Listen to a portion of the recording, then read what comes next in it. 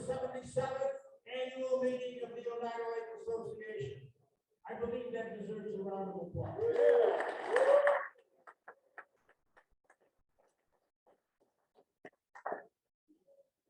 We begin the evening generally with the salute of the flag, and in reference to that, that celebrates our freedom. So I would like everybody to spare a prayer for a moment for the poor people of Ukraine, for what they're enduring. Let's keep them in our thoughts, our hearts, and let's take a moment of prayer.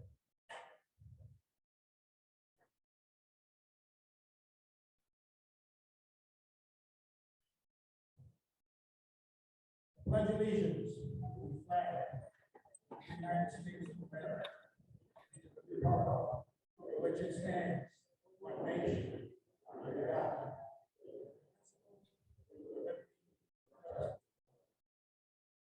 Thank you. Do we have Blake Seymour in the audience? Okay. Blake's Bakes, I'm sure you've heard of it. It's a shop in Ilion, New York, and it's the brainchild of young Blake Seymour, who is now 13 years old. And he started this journey when he was 11. The boy is challenged, and he's done a marvelous job with that. So we wanted to honor him this evening, but we can still let him know we honor him. So how about an applause for him?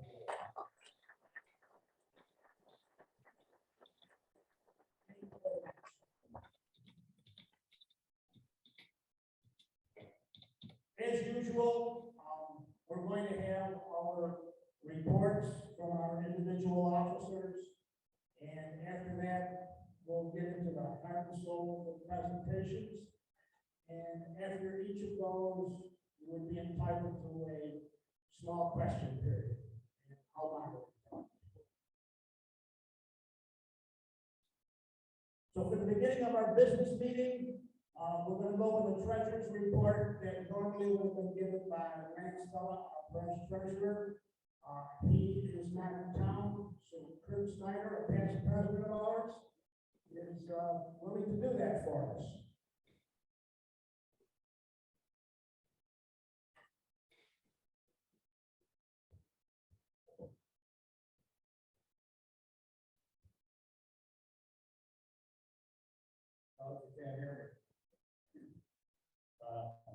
The treasurer's report from this year is as follows. The closing balance last year, at the time of our meeting then, was $21,187.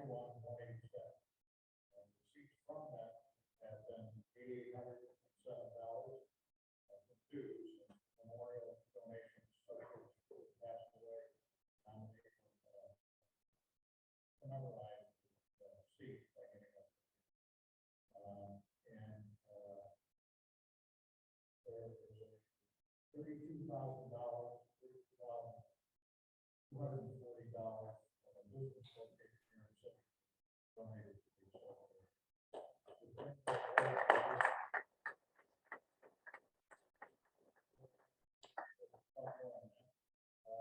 Our total receipts for the year, $41,127.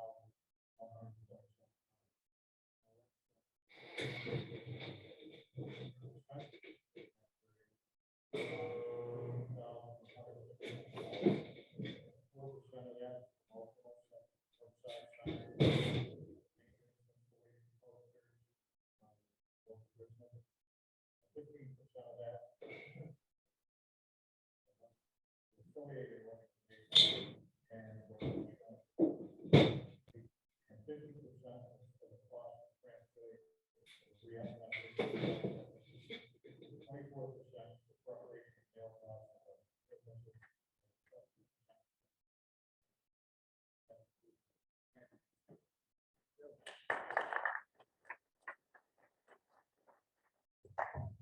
Thank you very much, Kurt, for bringing us up to speed on our finances.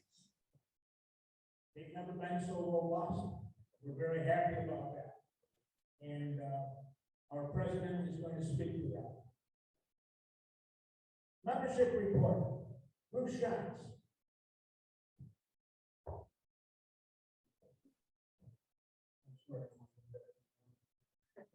Tony, last year we ended at about 2,400 members.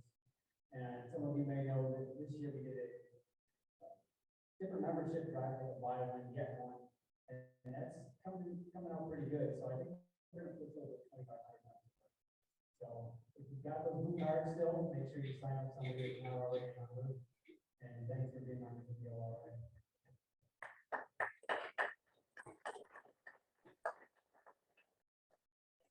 It's nice to experience growth and membership when many organizations are experiencing just the opposite. So we thank all of you for being members and being faithful members by coming to the meeting. And whatever you can do to encourage other people to join us, we greatly appreciate it. President's report for John Harmon, our leader.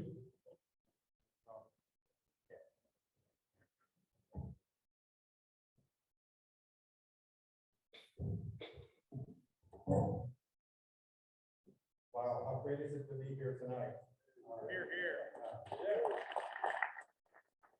So many days of, being quarantined and stuck in our houses, it's great to be back among our friends in the Oneida Lake Association. So we welcome everyone in the room, we welcome everyone on Zoom. And I'd like to start by thanking the board. There's great people here, and I'd like to thank them for the terrific work this past year.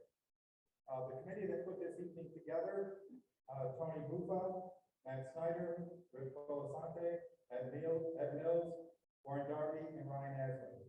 They've worked very hard the last few weeks to bring you this meeting tonight. And especially tonight, I'd like to thank all of our members, 2,500 strong. And I emphasize this strength because it is only through this combined energy that we can make the progress that we have. For example, we know that many of you have come out tonight because the latest information on the unfortunate incident that took place in Stride Creek a few weeks back. We are thankful that we have representatives from DEC here tonight, but I want to emphasize that those folks that are here tonight are in no way responsible for what happened in the creek today. Like all of us here, they're very concerned about the welfare of our fisheries. So please give them the great thanks and respect that they deserve. They're striving for the same goals that we are. On that same topic, it is my great pleasure to announce that we have made significant progress on this poaching issue. For example, in the last 2 days, I've had direct assurances from high-ranking officials at DEC that they are developing a plan to ensure that such an event never happens again. In fact, they also assure me that they will invite the United Lake Association to any future discussions they have about law enforcement on our lake, so that we can accurately portray our point of view. This is terrific news. And every one of you in the audience and at home, as well as everyone watching on Zoom, was a member of the team that got this accomplished. Simply by filling out your membership card, you'll collect your voice at 2,500 strong, to place the United Lake Association at the forefront of this fight against poaching walleyes as they spawn in Stride Creek. So this time, give yourself a round of applause.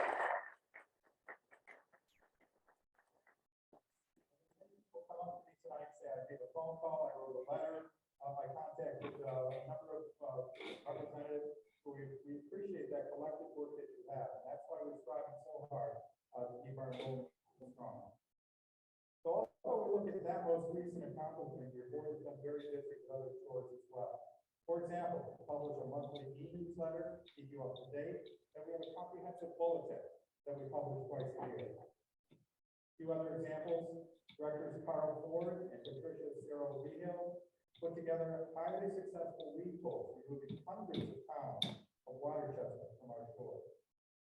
Most recently, Director George Webb spearheaded a roadside cleanup on Earth Day. Probably shouldn't use the word spearhead.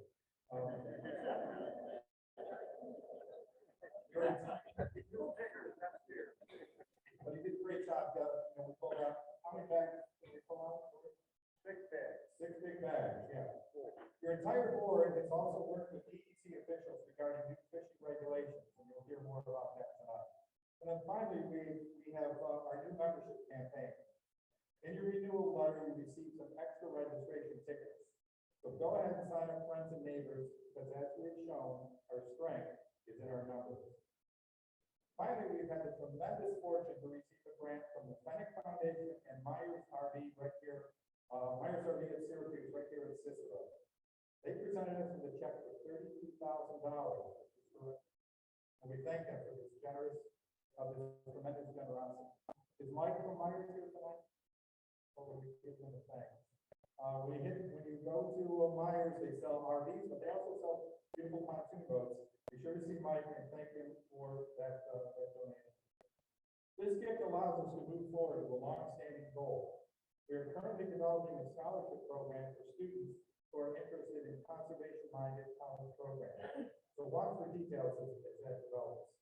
And then finally, just a couple of other shout-outs. How about Brian Miller? Brian?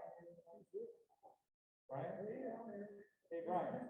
Brian is our new assemblyman from the eastern part of Oneida Lake. So we welcome Brian. He's been in our corner throughout this fight. Brian, you want to say anything quickly? Sure.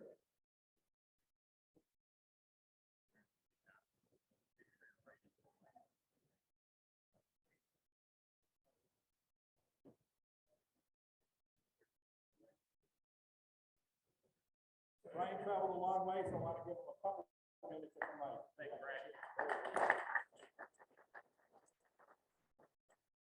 John, just left off the about 2.5 hours ago. We just pulled in, but we're very happy to be here. We're very happy to help make people. I know the spear situation and some other situations John has called. We've got right on the phone. Please call the office. I currently represent the 101st Assembly District, and you know that we're redistricting. And the new assembly district is the 122nd, so I have the southern part of Oneida Lake. I'm a walleye fisherman and a sportsman. We call the office, we do things, we do right over here.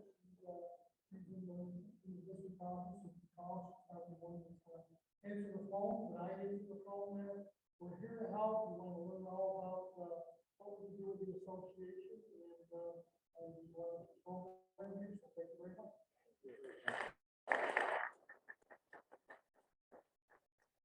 As I said, Brian's been in our corner all along, so please introduce yourself to him and thank you for his work. At this point, I'd like to get out of everyone's way and let our next speaker conduct the business of our board election. Matt?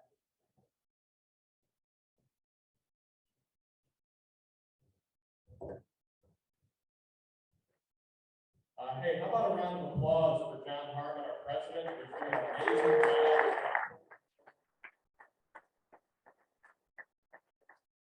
Let's not underestimate the complexity and occasional difficulty of some of the things the association has had to deal with, and the difficulty and complexity of transitioning that to a world where we do things as we're doing it tonight, both in person and virtual.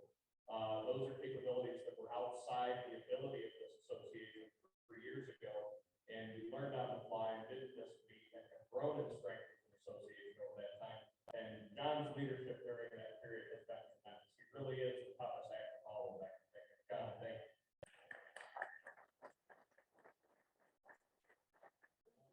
For putting the magic behind this, I watched this go down. It almost did go down. He pulled it off. So all the things that are wrong technically tonight, Scott, I heard you that you can't hear us. That's all my fault. I'm also sorry, folks. I'm here to conduct the elections tonight. I'm sorry that I'm not Rick Polsani, who you're used to doing this role. Rick's under the weather, but he's on the mend, feeling better. But he asked me to be here tonight to cover for him, which I'm happy to do. Tonight is a little bit different from how we've done this in the past because of the pandemic. So bear with me. I'm going to go through 3 rounds of elections so that we can fully staff with the full slate for our board of directors. On behalf of the OLA Board of Directors Nominating Committee, I now conduct elections for members of the board. These nominations and elections are done according to the OLA bylaws, which require an in-person vote by members in good standing at the annual meeting. So tonight we will conduct multiple elections because it's our first in-person meeting since 2019. All these actions were previously approved by the nominating committee and voted on by the full board and announced to members in the Oneida Lake poll. First is the slate of directors whose terms expire April 30, 2023. The candidates for reelection are William Alexander, Ryan Asmus, Mike Beretta, Gina Duggleby, Ronald Burnett, Dr. Ed Mills, George Redd, and Bruce Shantz. We will now ask OLA members here in person to vote. By show of hands, all those in favor of the slate? All those opposed? The slate is ratified. Next is the slate of directors whose terms expire April 30, 2024. The candidates for reelection are Anthony Lupa, Rip Colsani, Bob Cote, Carl Ford, Bill Gervin, Matt Kazmierski, Greg Keener, and Bob Walson. We now ask OLA members here in person to vote. By show of hands, all those in favor of the slate? All those opposed? The slate is ratified. Third and finally is the slate of directors whose terms expire April 30, 2025. The candidates for reelection are Patricia Ciro Rehill, Warren Darby, John Harmon, Bill Lynch Jr., Michael Scanlon, Kurt Snyder, Matthew Snyder, and Lance Bell. We now ask all lay members here in person to vote. By show of hands, all those in favor of the slate? All those opposed? The slate is elected. This concludes the elections. Thank you very much.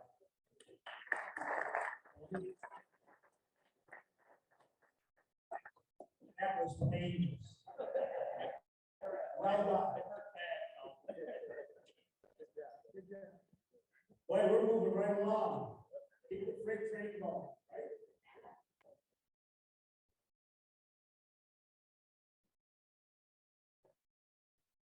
The hatchery manager, Fisher Oneida Fish, the Oneida Lake Cultural Fish Station, as it's called today, but those of us that are old timers, it's still the hatchery.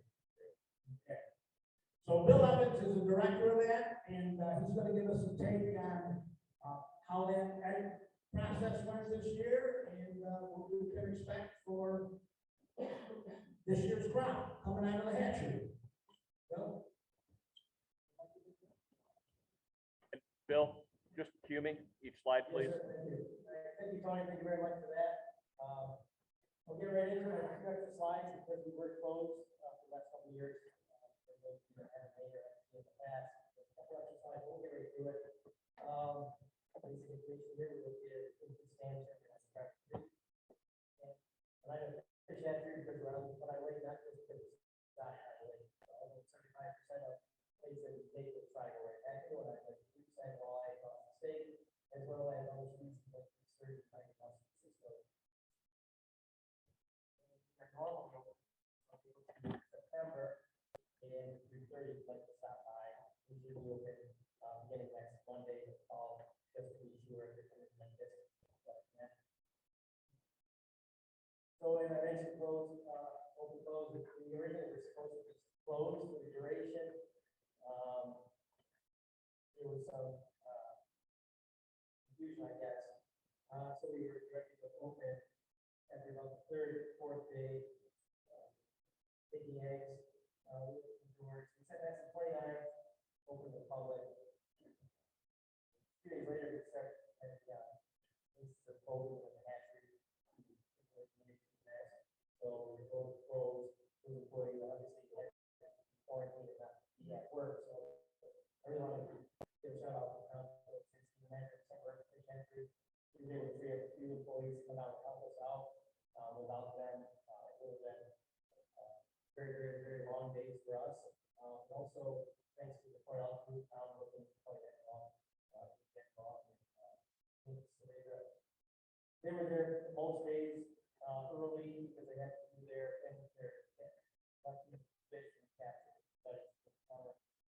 And really stepped in to help sort fish while we're short on food. So our food was on the lake each day and bring the fish back to the hatchery. We process those fish for that day. Really appreciate their help.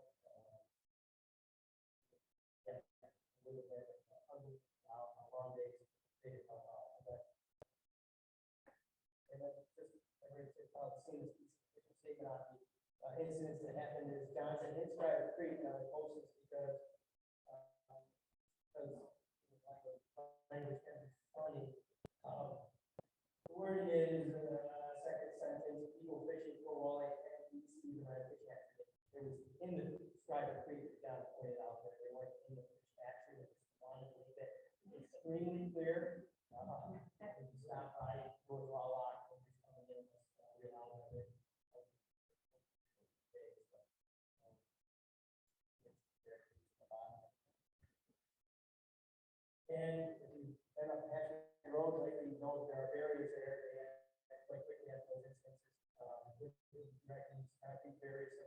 place, so we're going to park and parking areas of, Hatchery Creek. Next slide. And good stuff. Collection of the past 3 years, 2020 was obviously a COVID year. We did like walleye, stock on the lake, and some really some of our fries. So as I this year, we collected 18,000 fish. We sold 4,000 females. Our total fish collection was 45 million. We set 10 nets this year. We have set 7. I mentioned earlier, Cornell University needed fish for their larger capture study this summer. And our more later, getting the fish to the lower right corner is where the crab net would be in the lake. Disposal station. We call it attending boat. Those 2 individuals sit there on the net until they have empty. And running boats, the boat with 2 tubs. There's multiple. You just see the bottom of the back one. As soon as it's filled up, you head back in the boat, hold right in, then that net. We hold several boats sometimes, one boat like that. Then the fish are brought inside the hatchery and sorted every day. Fish that are coming off the lake are sorted. Also, we have emails from the previous day that want to express their eggs. We don't want to hurt the fish anymore at all. So we wait till they're extremely ripe, so minimal pressure is needed to express the eggs. So we separate the males, so we term as hard females, because they're physically hard to see, and the ripe females express their eggs quite easily. And then hard females previously also have to be sorted, so I will go out of the lake, bring fish into the building. We have 1 or 2 foods inside sorted. And then once those fish are sorted, we then get to the expressing the egg, fertilizing the milk, and generally fertilize 2 males, 1 female. No issue doing that. That's here's my shot. PEC strippers on the left, taking egg the milk, and point out on the right. Looking at the extra for their studies. And you can see the tube there. Just little slides. It's like a fun time for the fish. They slide from one water to the next. They slide down into the actually that 3-4 trench there. In the 4th stream, actually. So right back out to Scribe Creek. Once they go in the lower tube, they're back in the water. They're right back out to the creek. So they're out of the water very, very short time. And then once the eggs are collected in the mold, they go to the treatment station. They're making mechanic acid that adhesive layer on the egg. Low in the egg jars. Water hardening, they're also treated with an ionophore bacteria. It's a pound style. Jars, oh, sorry. Yeah, heavy expert, you're fine. This question earlier about significance of the female as far as feed rates or the health of the fish on the lake.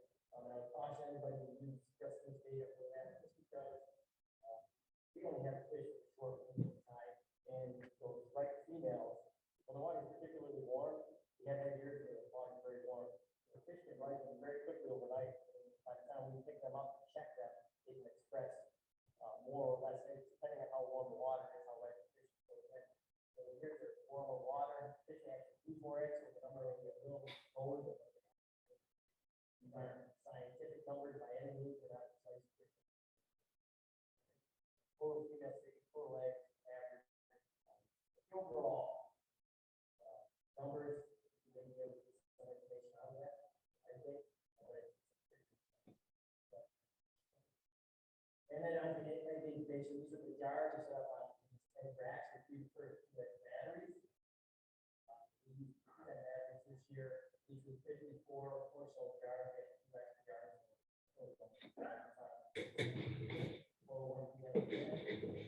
Our water source is Scribe Creek, has fine particulates that actually get filtered throughout the screen, so it's 30 microns inside.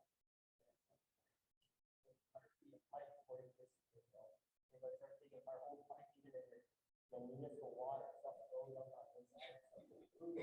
Probably one of the individuals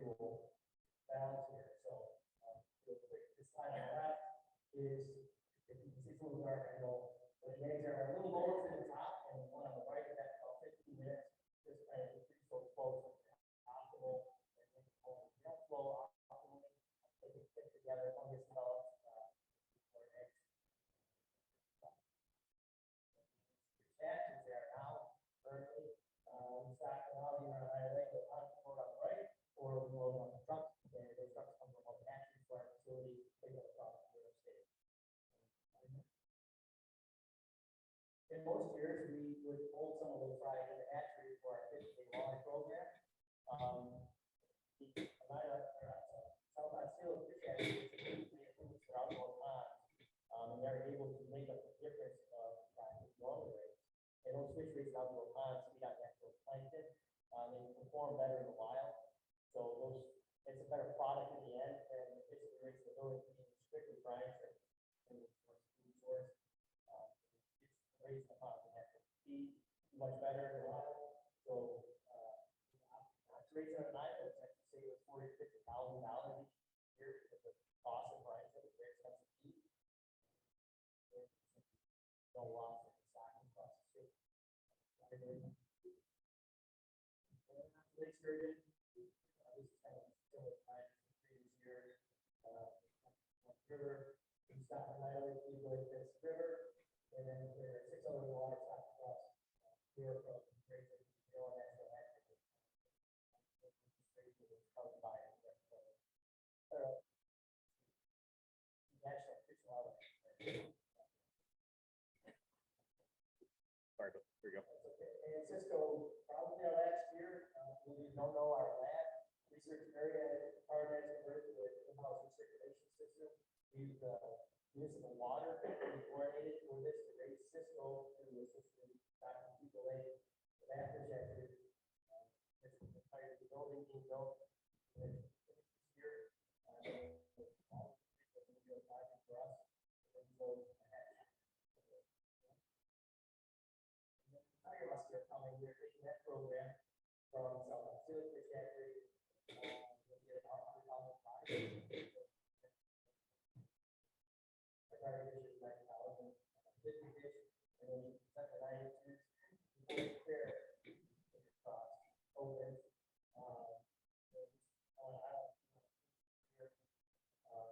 The Tiger Musk are quite a number of private lakes stack up on each other, and we have the idea that we could build these little in-house, turn them tiger trees, it's just a form of cover.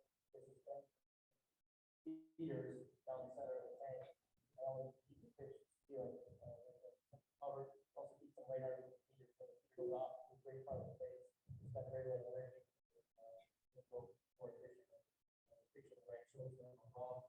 And carrying there with the stack, which is just over the shoulder, it's the stack. Those great frame, those are screens basically that Tiger Musk have places that dump on their startle. Works at the top of the water, so we just can stand up on end, just extend the wall of the tank, and jump out of the tanks.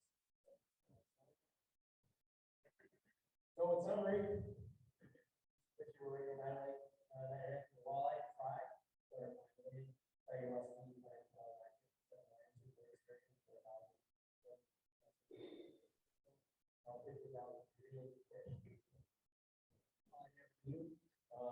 it was a great year, and see a hand go ahead real quick. Yeah.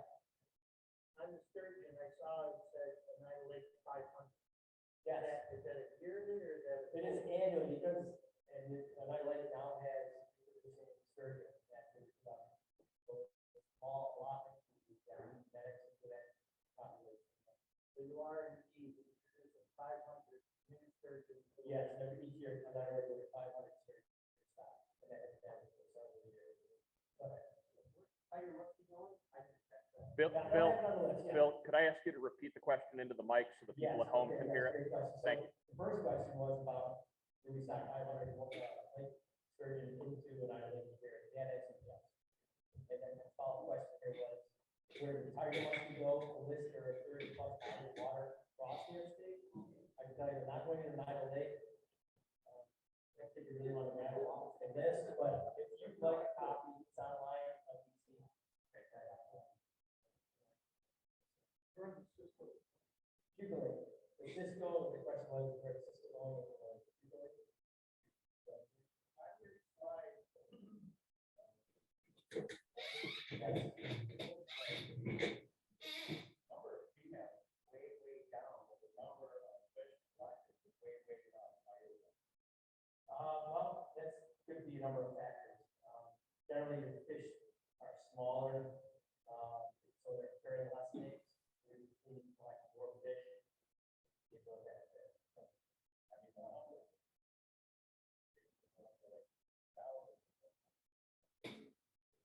so, right, as I said earlier, we need roughly 15,000 fish to get our quota. And that's because we place them in email, generally we collect 5,000 emails is enough to get us the instant. Then on top of that, 10,000 emails, you know, per link, so 5,000. To answer your question, that's it. Just go for it. They're fortunate, yes, sir. The question was what forage system. I think I'm gonna cut this off. There's other speakers, and if you have questions, I'll be around after the meeting. If you have any questions. Cut them off. Let's go ahead.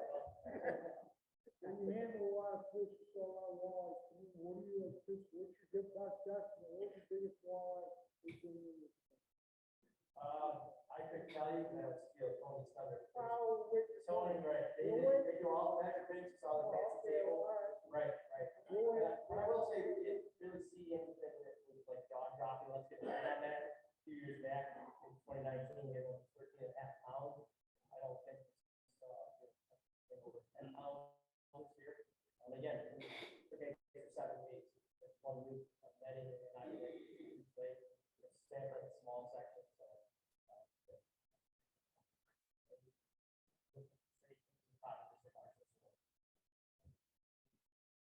all right, Tony.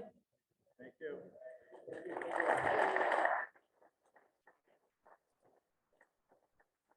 Very much, Bill. So despite the disturbance that occurred at the hatchery, I think we wound up a very successful egg burning and egg taking process. Thank you once again.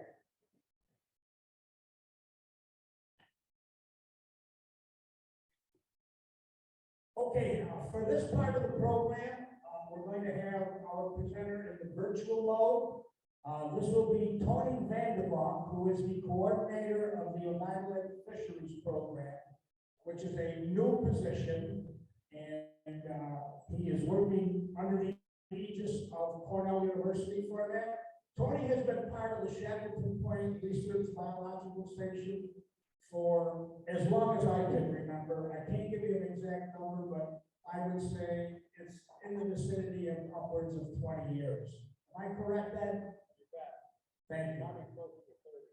Okay, Dr. Ed Mills knows because they work side by side on many of the projects that are undertaken at the place. So Tony is going to give us the heart and soul of our fishery, is what I call it. How the bait reflects on what happens with our predators, up years, down years, what to expect for this year. So, Tony, the program is all yours. Oh, thanks for the introduction, Tony. Can you guys hear me okay? Can you guys hear me okay?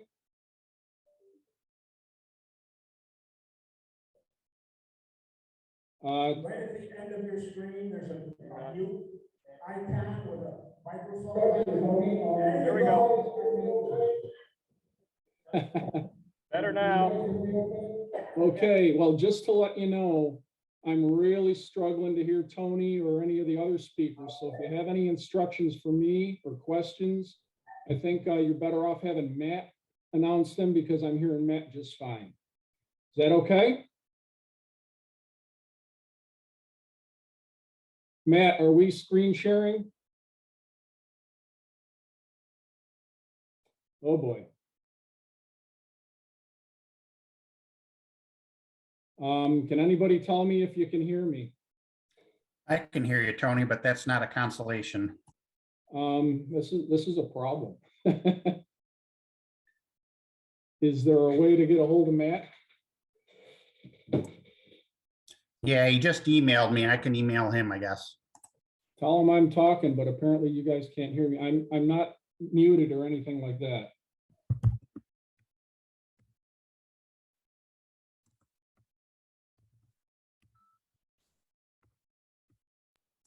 Tony. Yeah. We can hear you good. We can hear you good. I just got to turn my mic off in here so we don't get feedback. Carry on. Okay, Matt, are we screen sharing? Or are you controlling the slides?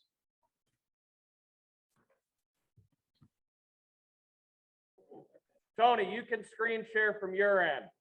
Gotcha. Thank you. How's that? Less good than you think it is. We can see you, but not your screen. That's a problem. I'll put your slides up, Tony. I can do that from here, and go ahead and cue me when it's time to switch slides, okay? Okay, that sounds good. So you have the title slide up there now?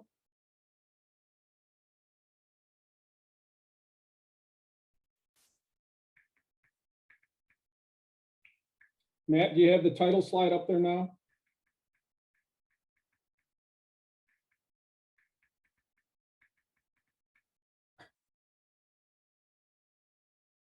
Yeah, Tony, I just got to turn my mic on and off every time you ask me a question so we don't get feedback for the viewers at home. Sorry about that, buddy. Okay, no problem. Title I'm just, slide is up. okay. Let me just figure some things out on my end. I don't see the slide at all. Okay, now I got it. Okay. Well, first of all, I want to thank OLA for inviting me to speak tonight, despite the little glitches we're having here. Someone from Cornell has been invited to speak at this meeting for as long as I can remember. And sometimes it's mostly good news, and sometimes it's mostly not so good news, and sometimes it's a little of both. For this year, I can't think of a year that the news has been better. There's a few flies in the ointment, but all in all, I think anglers can look forward to another outstanding year in 2022. So let's get right to it. Next slide, please, Matt. This slide shows you our estimates of the adult walleye abundance over time. The red symbols are years that we did a marker capture estimate. So those are actual measurements of the adult walleye population. In years between marker capture years, we use recent estimates of mortality, as well as what we think young fish are going to contribute to the population to estimate those years. So for instance, in 2019, as most of you are well aware, we hit 1 million walleye. Haven't hit 1 million adults in quite some time, the mid 80s, and then the late 50s made a lot of news, but that was a marker capture estimate. We have a lot of confidence in that estimate. So then in 2020, we took the 2019 marker capture estimate, decreased it for mortality, and then added to it what we thought the 2016 year class would add as age 4s in 2020. As you can see, the population went up. The 2016 year class was a strong year class. We saw them as age 1s and as age 2s, and they contributed over 300,000 fish to the adult population in 2020. The 2017 year class wasn't as good, so the population went down in 2021 just a little bit, still in excess of 1 million fish. And then this year, for this presentation, we took it a step further and predicted what we thought the population would be going into 2022. And we think it's still around 1 million fish. Now, while the certainty is high for our marker capture estimates, our certainty for the in-between years is still high, but there is more uncertainty because we're looking at 3 different estimates to come up with a population estimate. But all in all, I think for walleye anglers, it's looking real good for 2022. In recent years, we've been conducting a marker capture estimate every 3 years, and that is this year. Next slide, please, Matt. So with a marker capture estimate, there's 2 phases. There's a marking phase and a recapture phase. We just completed the marking phase with the help of the hatchery. The hatchery was extremely instrumental in us being able to do our job this year. It's been a challenge to handle enough fish to mark. We generally like to mark, and we use fin clips for marks. We generally like to clip between 15 and 20,000 walleye in the spring. In the past, that's given us an opportunity to catch quite a few marked fish later in the year, and that gives us a lot of confidence in our marker capture estimate. We exceeded our expectations this year and clipped over 21,000 adult walleye. So we're off to a real good start for this year's marker capture. So we've had a high walleye population for the past 3 years, and unfortunately, that comes with a price. Next slide, please. And it's one of the minor flies in the ointment I was telling you about. This slide shows you our measure of walleye condition in the fall of every year. It's called relative weight, and basically what it means is if your walleyes are averaging about a 100 relative weight, those are average weight walleyes. If the average is over 100, they're heavy, on the heavy side. And if the average is under 100, they're getting skinny. And the further away from 100 it is, the skinnier the walleye are. And what you've seen the past 3 years have been reductions in the condition of the walleye in the fall. Now, we've experienced 4 years in a row of, well, 3 years of reduced walleye condition before, but nothing quite this dramatic. In fact, we're reaching relative weights as low as we've ever seen before. Now, there's 2 reasons for walleye to be on the lean side. One is that the prey fish failed to reproduce that year, so there wasn't anything for them to eat, and that can happen at walleye abundances of any level. The other reason is that prey fish did reproduce, but there's too many walleye for them to maintain the healthy weight levels that the walleye experienced before. Another thing we do here at the field station, next slide please, Matt, is we measure forage at the beginning of the year. The 2 most important forage species in Oneida Lake are gizzard shad and yellow perch. And I hope you can see this. It shows up well on my screen, but the shaded blue area shows you our measure of prey fish for the past 3 years when the walleye population was high. As you can see, yellow perch prey fish abundance at the beginning of the year was above average for the prey fish amounts for the yellow perch amounts since 1990. And gizzard shad were also above average. So the prey fish did reproduce. Next slide, please, Matt. But by the fall, they were pretty much gone. This is our estimate of fall abundance of gizzard shad. And you can see the past 3 years, even though they reproduced successfully, they're at or near the lowest levels we've seen. And the young yellow perch suffered a similar fate, not quite as bad, but they were pretty much depleted by the fall. So we know that the walleye relative weight isn't because the prey fish didn't reproduce, but rather than there's not enough prey fish to meet the needs of the current walleye population. I don't think there were any dire straits for walleye fishermen. That's great. It's easier to catch hungrier walleye, but this isn't a trend that we want to see continue for too long. So in a nutshell, there's a lot of walleye out there, and walleye fishing should be good heading into 2022. Next slide, please. Yellow perch is another great story for this year. We're seeing yellow perch abundances that we haven't seen since the early and mid 1980s. Not only are there a lot of yellow perch out there, but the size of the perch, they're reaching sizes that I'm not used to seeing. When I first started here back in the late 80s, it was rare to see a 12-inch yellow perch. The past few years, 12-inch yellow perch have been common, and we're seeing occasional 13 and even 14-inch yellow perch.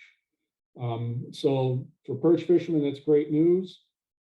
I attribute that the larger perch anyhow to both the mayflies that I'm going to talk about in a little bit, as well as the gobies that I'm going to talk about in a little bit. But anyway, the perch fishing looks to be very promising for 2022. Next slide, please.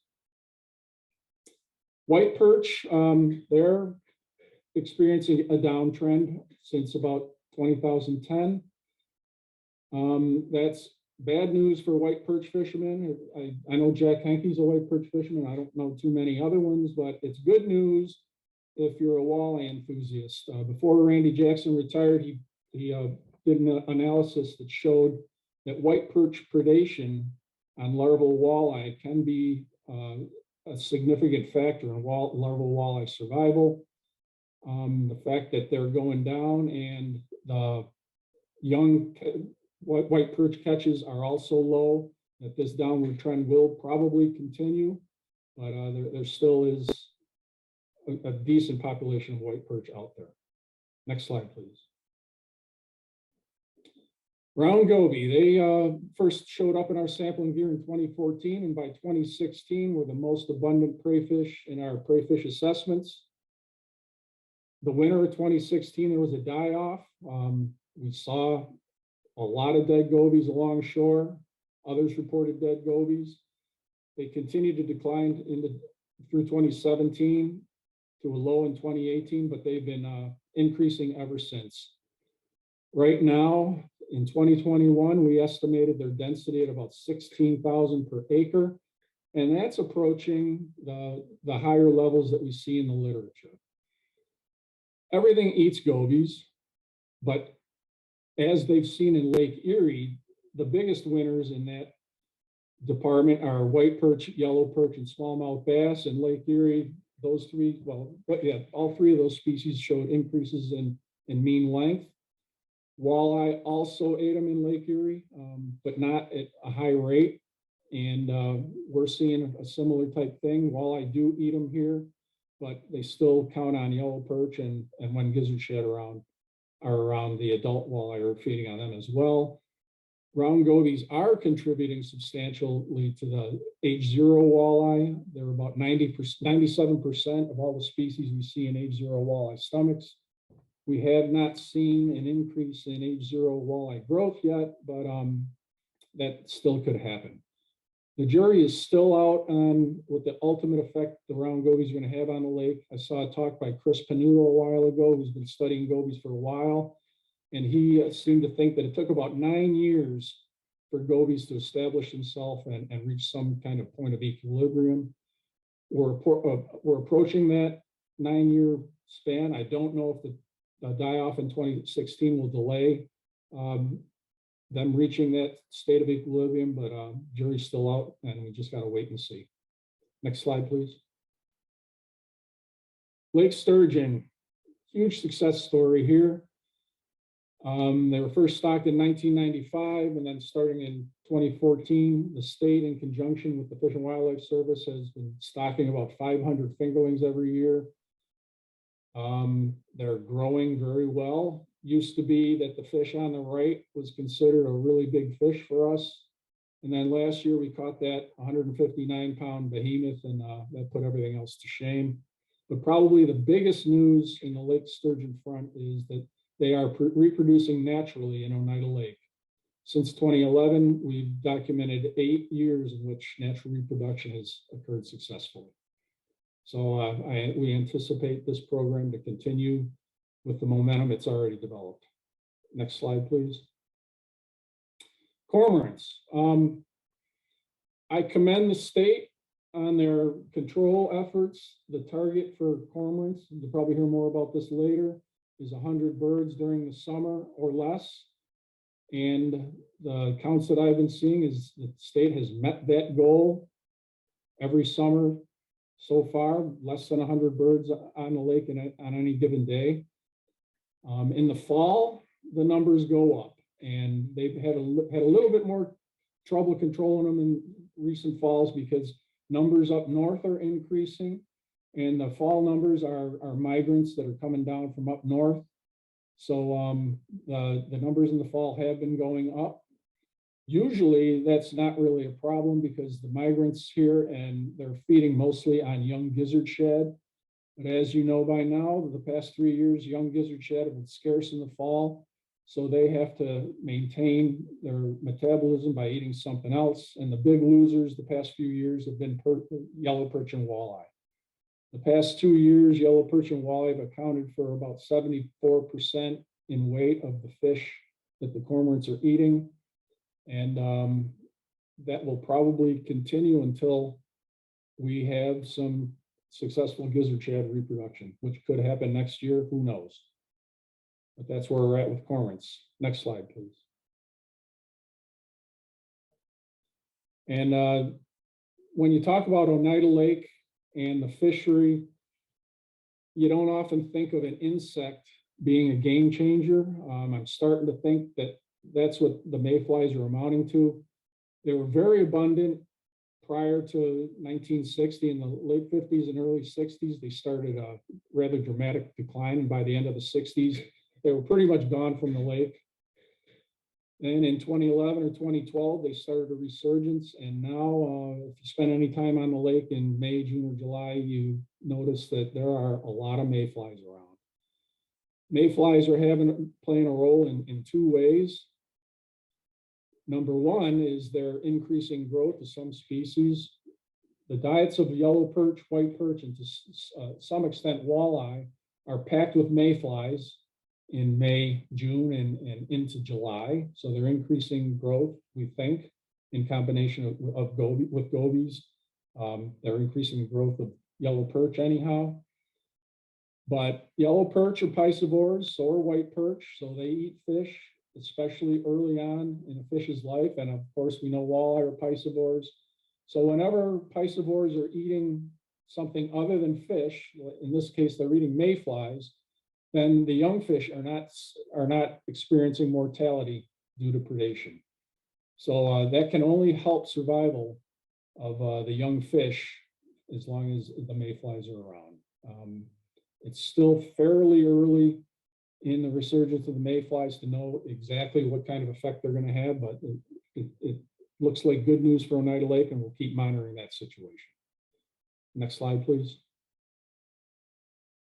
One of your speakers tonight is Steve Hurst, and I've heard him say a number of times that this is where the rubber meets the road. This is where you assess how well your management actions are working with, you assess them by angler catch rates.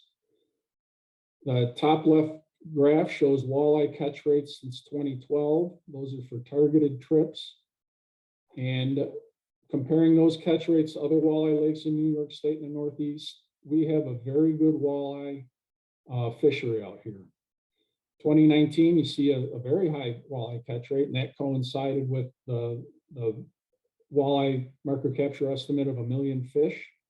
I've said it before, it's unfortunate we weren't able to conduct a creel survey in 2020, but in 2021 we were. The angler catch rates were a little lower than I had anticipated, and there's a number of reasons that could be, but they're still considered very good catch rates for walleye waters in New York State. The other fly in the ointment for this year is the smallmouth bass catch rate. That's been declining over the past 4 years. The smallmouth bass abundance index that we get from the gillnet has also been declining over the past 4 years. Not really sure why, but the smallmouth bass did experience a bout with largemouth bass virus back in 2018. There were reports of fish kills with the field station. We're unable to substantiate those reports, but there are also reports of viruses on smallmouth bass, and we did collect smallmouth bass with lesions on them. We sent the bass to the vet school, and they did in fact confirm that it was largemouth bass virus. Like I said, we did not verify any mortality events, but it's likely that this virus did kill off at least a part of the population. The other problem in recent years is we've experienced 3 years in a row of poor smallmouth reproduction. Not sure why that is. It might have something to do, well, 3 years in a row of poor reproduction isn't uncommon, but if that continues, it will become a concern. The 3 years in a row they coincide with the resurgence of gobies. We know gobies are egg predators, but that's something that we're going to have to keep an eye on, and we'll continue to monitor that. Next slide, please. Okay, I just want to finish up by letting you know that we conduct angler surveys on the lake every year. Every year, we conduct a survey from one of 3 launch sites in June and July. Those are called partial creel surveys. And then once every 5 years, we conduct a full creel survey, and that entails someone going out on the lake in a boat and interviewing anglers 2 random weekdays a week and both weekend days a week. This year, we will be conducting such a creel survey, and it's going to start this Sunday with opening day. I'm just asking everybody to be as considerate and cooperative as you have in the past. The ability of the managers to manage the lake is only as good as the information that is provided them or that they gather. And this creel survey data is critical information for understanding the fishery on Oneida Lake. And we're going to be conducting another one this year, and we look forward to those results as well. And that'll further our understanding of the fishery. That's all I have. Thanks for listening.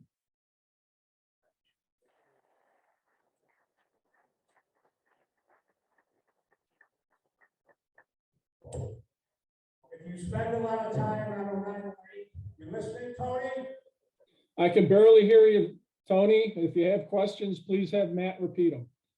If you spend a lot of time on Oneida Lake and you see that big metal red boat, big red it's called across the transom, Tony's the one running that boat. He's doing a hands-on collection of data, and then they spend the better part of winter analyzing all the data that they collect throughout the year. And he runs that boat right through up into November. So we thank you for all that work, Tony. Does anybody have a question or questions? Before I entertain any questions, Tony, I'd be remiss to not acknowledge my colleague, Tom Brooking. He's been here as long as I have been. He knows the lake as well as I do. He's a great resource for OLA and DEC. And we recently hired Nikki Saavedra. She hopefully will be here long-term, and you guys will be interacting with her as well. So they're as big a part of this program as I am, and they should be commended for all their work on the lake as well. Well, we thank you for that.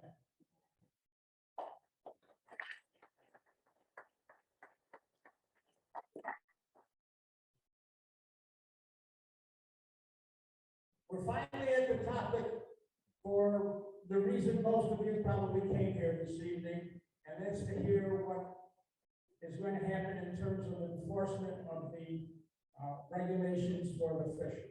So we have the captain of Region 7 with us this evening, Captain Jim Boylan, and he's going to address that topic for us right now.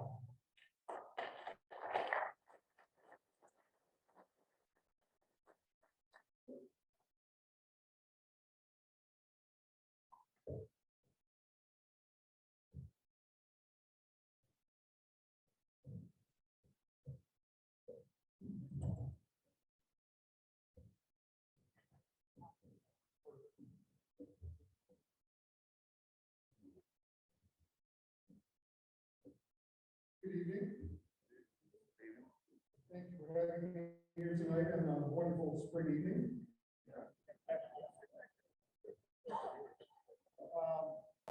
For those of you who don't know me, my name is Jim Boyle. I'm here in Region 7 as Division of Law Enforcement. We cover the 9 central New York counties, from Oswego down to Boone and Tioga counties. I want to thank the Oneida Lake Association for inviting me here tonight. I want to thank the association for their unwavering support of environmental law enforcement in the state. So thank you all for that. I always enjoy coming here and speaking to the group. I guess I usually will talk about general law enforcement issues in and around the lake. I will do that again tonight, but I guess we want to talk about the elephant in the room, if you will, all of you are aware of. I know there's a lot of misinformation going around out there. I want to be here and address you and to some extent set the matter straight to the extent possible. I think what I want everyone in the room here to know is that the department and the Division of Law Enforcement is still dedicated to enforcing New York State's laws, and we are not going to discontinue that. That being said, we live in complex times, and there are complex situations that come to light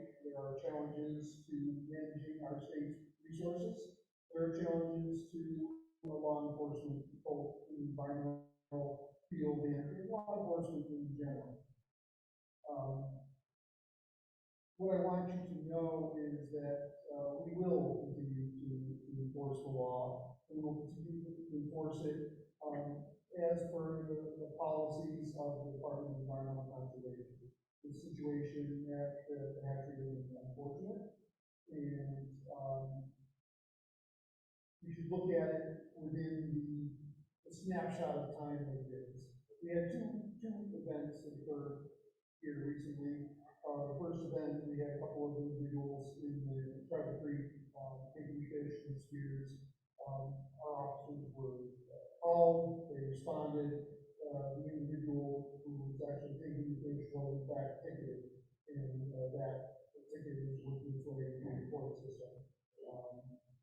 We had discussions with the DA is on board, and that is going to progress as we get the rest of the court. We had a subsequent event a few days later, in which we had, I believe, 5 individuals in the creek fishing spears, some of the fishing poles. They had a rather large group of supporters with them at the time. We had officers respond to that situation. There were some troopers who responded as well, acting backup for our officers. And in discussions with the individuals, with our local lieutenant in charge of Suba County, and reporting up to the chain of command as we do in situations like this, the decision was made to withdraw, if you will, from the situation, and that was in the best interest of the safety of the officers, of the safety of the individuals on the scene at the time. It's an officer safety issue at that point in time. But as I hope you all are well aware, because we may withdraw for a particular reason at a particular time based on the circumstances in that situation, does not mean that things will not be addressed. I think one of the benefits that came from this event is that it has opened up dialogue between the department and the nations. And I think that dialogue will be a fruitful one. And I think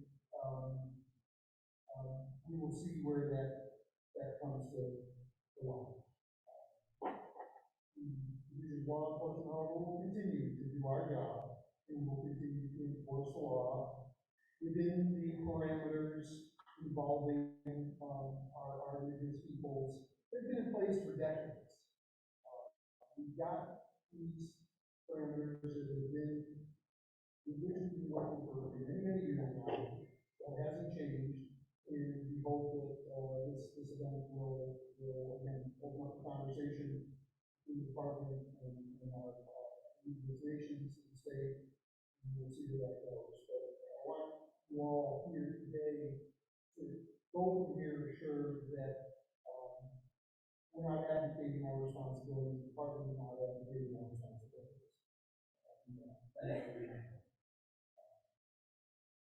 We want the best for everyone, we want the best for our officers, we don't want to see a hurt situation where potentially they're liable to that. And so we have a lot of tools in our belt, and one of those at times is going to be to pull back a little bit, let common minds take a stand and address that which we do best. So, and when I'm done here, if there are any questions, we can take some questions along that area as well. But I want to get to one typical aspect, the point of our discussion here tonight is, the state of law enforcement in and around the 908 from 2021, what we're looking at in 2022. I think our enforcement activities in 2021 were robust. We were able to see some increases in our boat patrols. We got more activity from our sectors and our officers who patrol the southern shore of the lake. And to that effect, I think we've seen some good enforcement. Just to kind of go to the numbers a little bit. In 2021, we had 26 calls for service, in around the night away. And that doesn't sound like a lot, but that's direct calls from people to our office looking for a response from officers. It doesn't include proactive patrols, which are significant and consistently ongoing in around the lake.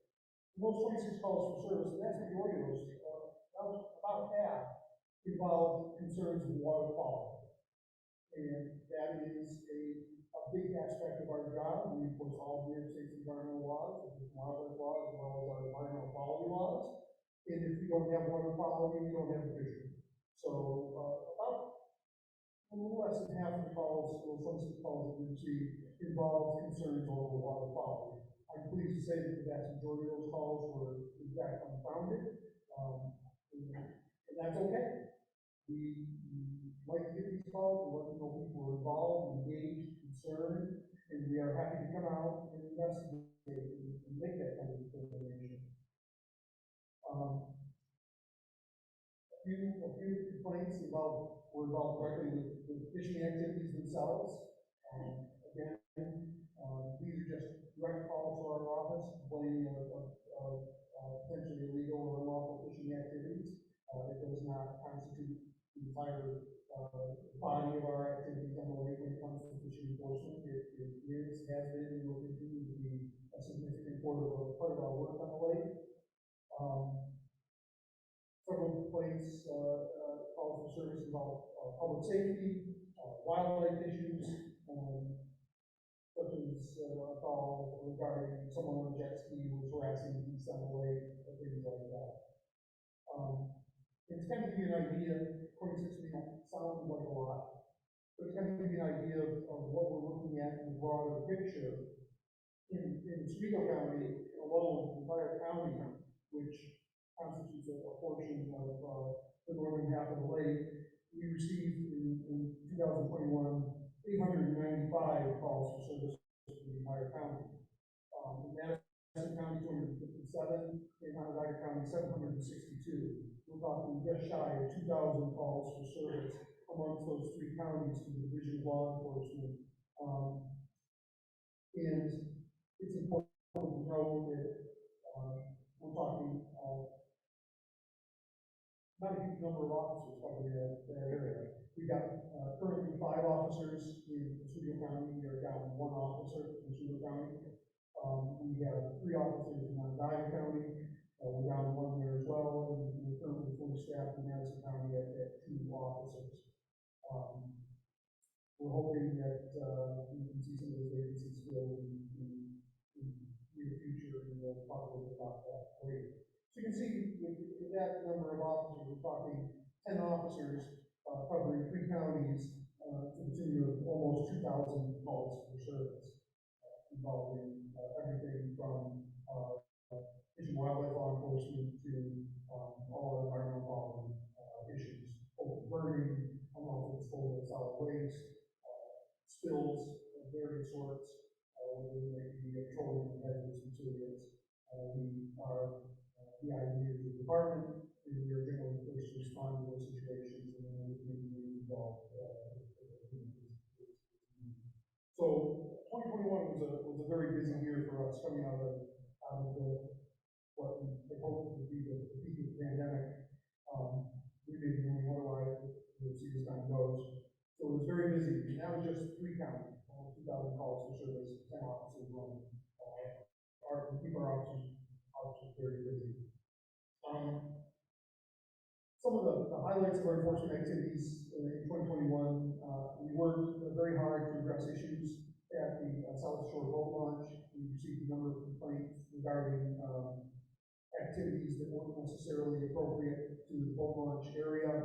And we worked with our operations division to get additional signage at that location. We worked with, and we also increased our patrols, and as a result, issued 4 tickets there that we had done in the recent past, and I think that's helped quite a bit. I hope it has. Interestingly enough, another issue with the South Shore boat launch is we've been fielding some complaints of catalytic converters from vehicles parked at the boat launch.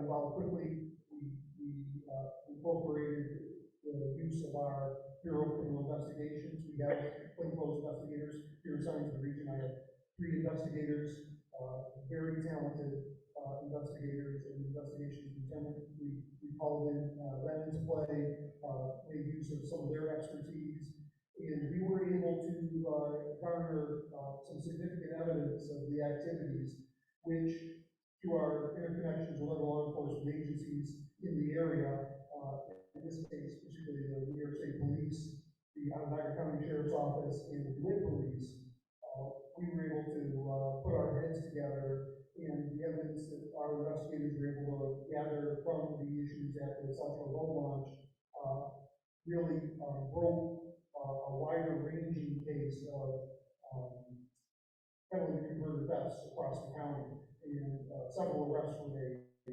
felony level arrests were made as a result of that cooperative investigation. And so, you know, we're out there doing some things that you may not necessarily always associate with the work that we're doing. It was a great bit of work by our investigators, by our officers, and again, through cooperative efforts with other police agencies. So we give some bad people off the street. They're going out there and our officers participated in some public safety operations, most particularly Operation Drywater, which is a operation that occurs over the July 4th weekend, and its focus is voting while intoxicated issues. Our officers participated in that. We were on Oneida Lake, along with other police agencies, and we're also working other bodies of water across the region here. We also participated in Canal Corporation's marine patrols. Canal Corporation approached us this past year looking for some extra assistance to have marine safety patrols working with the canal system. The significant portion of that included our officers working on our way. We addressed some situations as a result of that. Tickets were issued, several warriors were terminated for safety issues. So we're participating in that public safety aspect as well.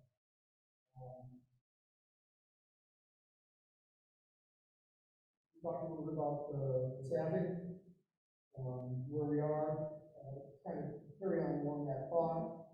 We will be having an academy starting here very shortly, May 22nd. We will begin the 23rd Basic Academy for uniformed officers up in our facility in Alaska. We have, at this point, 20 new candidates who are going to be going through the training process for us. When we want, we will see 20 graduate and be able to get those officers out in the field.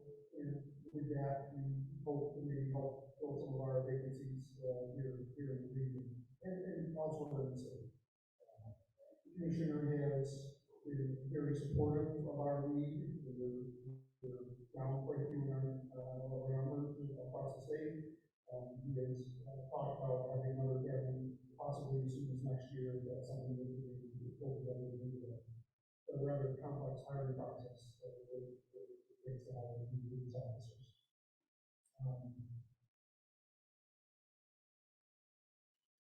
Probably that brings up the issue of the school in Cleveland, which has been touted as a new location possibly for our academy. This upcoming academy is in Alaska, where we've been holding our training facilities for 30 years now. Facility in Cleveland, work is still ongoing there. This past year, the roof was put on the facility to large numbers. I have to take off my boots to be able to count and figure out those numbers, but work is continuing. As with any of us who own older buildings or own homes, they are finding that the complexities of converting this facility into what we need for our training academy, training classrooms in the residential rooms are maybe a bit more challenging than initially anticipated. But the department is still committed to refurbishing the facility And we hope that, in the not too far distant future, that becomes our new home for our academy. We will be undertaking some of our training, you know, the academy is pretty last guy, there will be some training for further community facility, so, you know, you may very well go by that way, see a little bit of life, there at the school. That kind of gives us our roundup of law enforcement, here in the Millard region. I will be happy to address any questions that you might have. Yes, sir.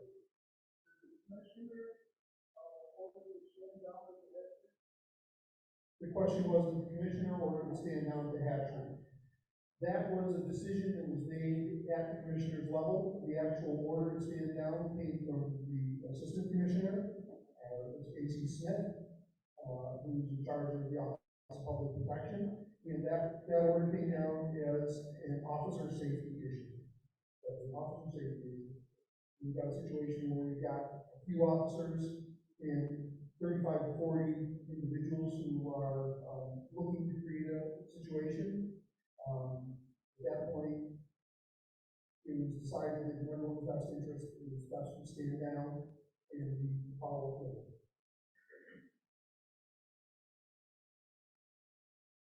One of the changes were made this year to the regulations. Are you guys looking at changes? The question involved changes in the regulations, fishing regulations, and whether we're looking at changing the regulations for perch. That really isn't a law enforcement issue. That's a fisheries management issue, and that we can probably get better into that here shortly. Getting off, you mentioned the getaway converters, right? That happened to me up at the DEC parking lot, so I think that's what I'm saying, really. That's in fact the training thing.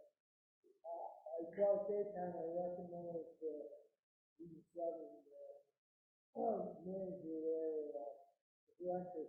I thought maybe I had cameras and possible, or to this whole road goes down, using six, some of these parking lots is very kind of like out of the way. Do they understand it, help some of this stuff? I'll put this thing out, I got most of the money back from my insurance on that. They tied up my vehicle for 5 days, and also, and I wanna go back and fish that one area since then, I don't feel safe. Alright, yeah, it's a nice spot I like to fish. So, surveillance cameras, would they be possible to install? The question here involved the catalytic converter issue in cars parked in DEC fishing access locations. In this case, particularly up on the Salmon River, where catalytic converter was swiped, and whether or not security cameras or cameras could be helpful, and they absolutely can be. And that's exactly how we got the evidence we needed to catch the bad guys down in the South Shore boat launch with the use of cameras. Unfortunately, we don't have the resources to be able to put cameras on every single parking area or boat launch, but just be assured that we're monitoring the situation, and if we see that there's going to be an issue, we will absolutely follow up and put in place whatever we need to do to ensure the safety of the fishing public in the parking areas. So we're aware of it, and we're on. Yes, sir. The DEC Division of Law Enforcement has monthly mileage maximums for patrol vehicles. We discussed, but it varies by count. The question is, do we have monthly mileage maximums for our patrol vehicles, and does it vary by county? Well, we don't have maximums, we have mileage recommendations, and those mileage recommendations are put into place because we are attempting to responsibly manage our budget, as any state agency should be doing. Those are just recommendations, and we do it simply to keep a handle on what we're spending. It does not vary by county.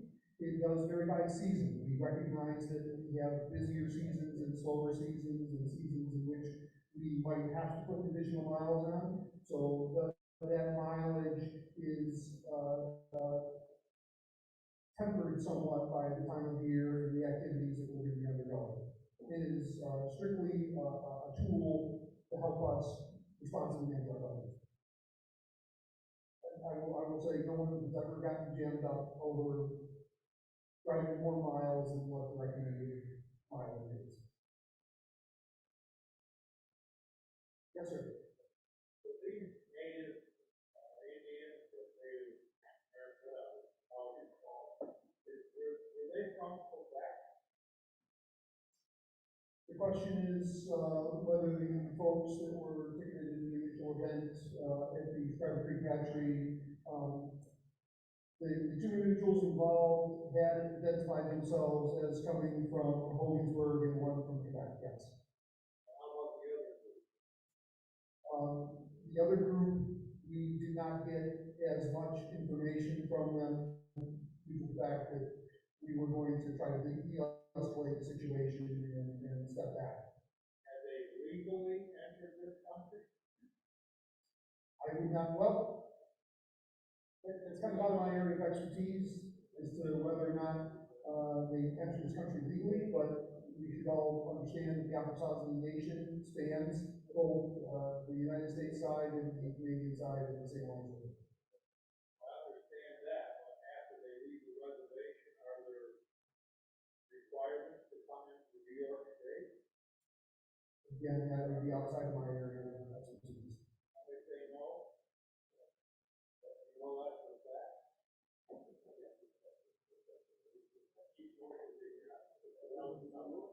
Oh, we have a question in the back here.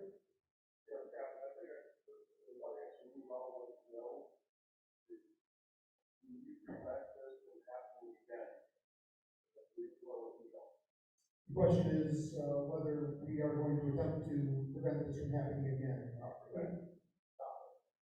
It is the commitment of the Department of Environmental Conservation, the Commissioner, to work to find an amicable solution, and certainly it is our goal to make sure that something like this doesn't happen again. Absolutely. Because everyone in this room on that stage spoke most of their life. Not that person. And what we saw needs to be done. Understood. And I think President Harmon, in his statements earlier on, indicated that the department recognizes the Oneida Lake Association's voice in this and wants them to have a seat at the table. Absolutely. Yes, sir. Isn't this a little bit further than you or the commissioner? The Department of Interior controls everything the Native Americans can do. And they have treaties drawn up, you can arrest any one of them, and it's going to be thrown up. Shouldn't our representatives be going to the federal government and start changing the rules, the treaties from 100 years?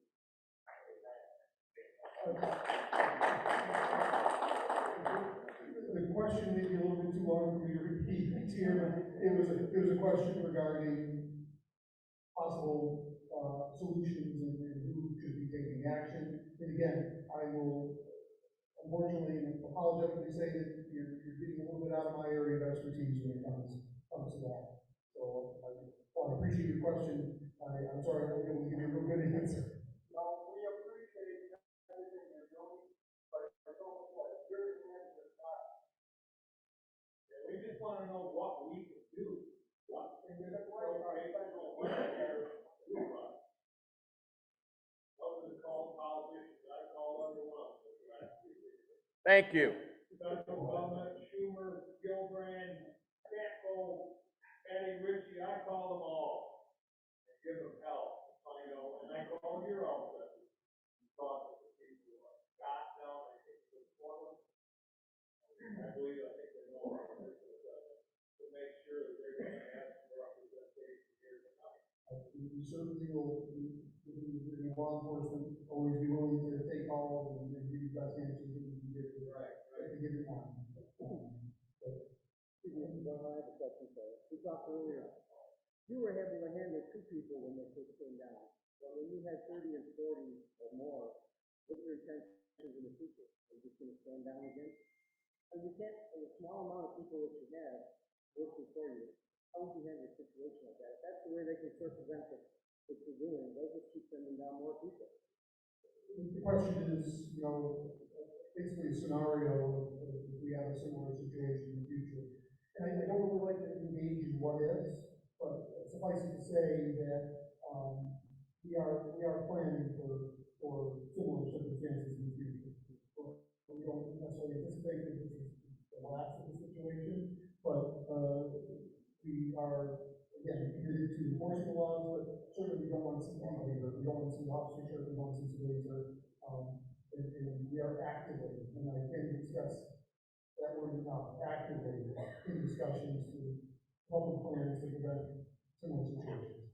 I understand, and I know it's just a tough spot we're in, but, that should have been just a poll to see what's gonna happen. I'm assuming that they want to see what the action is gonna be. If they see they can get around you by sending more people, then maybe they're anxious. Well, law enforcement in general is always a bit of a game of tag, a bit of a,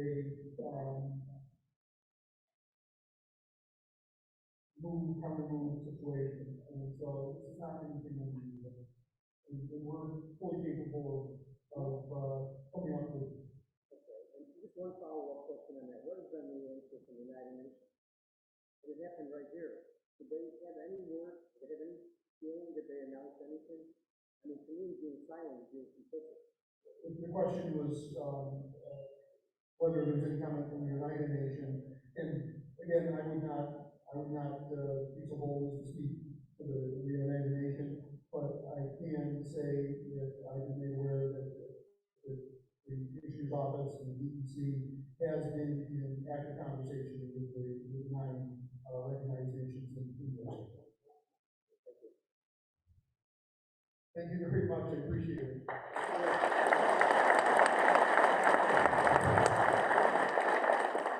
Talk about being in the hot seat. Very well presented, Captain Boylan. We appreciate your efforts, and I trust that there's going to be some resolution coming out of this. I agree with Jerry Luno said. Maybe the federal government needs to get involved in this.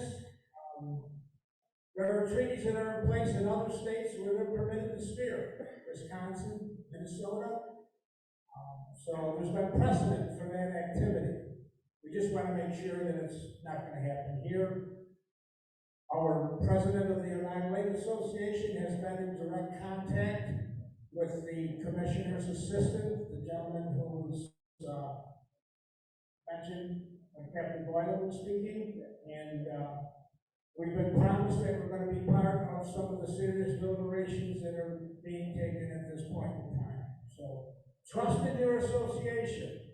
We're here for you, we're here for us, we're here for the protection of the United Lake fisheries. So I feel confident this is in a good place, a much better place than it had been. So thank you for your indulgence. We have a new director of fisheries at Region 7, and that would be Scott Prindle. And I was wondering what he has to say about what he thinks he can do to help the United Lake fishery. And Scott is going to present in the virtual mode. So are we ready for that? Scott? Ready if you are. Thank you. We're ready. All right. So I'm Scott Prindle. I'm the new Region 7 Fisheries Manager. I took over a few months ago after Dave Lemon retired. Just to give you a little background, I grew up in Central New York in Southern Madison County. Got my education, 2-year degree at Morrisville, a bachelor's at Oswego, and a master's from ESF. After graduating college, I actually went to work at Shackleton, worked with Tony, Tom, and Lars. And also, ironically, Jana Lantry, who's the Region 6 fish manager, was there the same time I was. Then I also worked for DEC in Cortland as a seasonal technician down there. I ended up getting a permanent position with an environmental consulting company out near Buffalo, working on fisheries projects out there.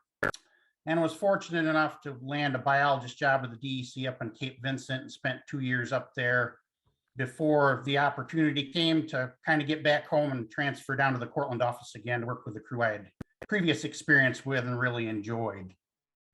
I've been with the department as a bio for 18 years.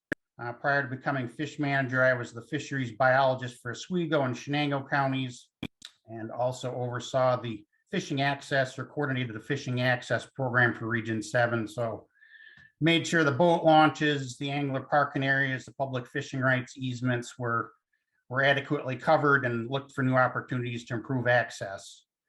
As Tony pointed out, the fishery is pretty darn good right now. So luckily I don't have too tall a task on my plate to quote unquote try to fix things or change things.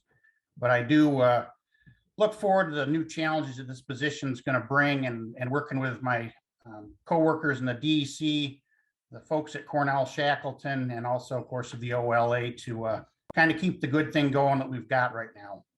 So I'll keep it short and sweet and get us back on schedule. Thank you.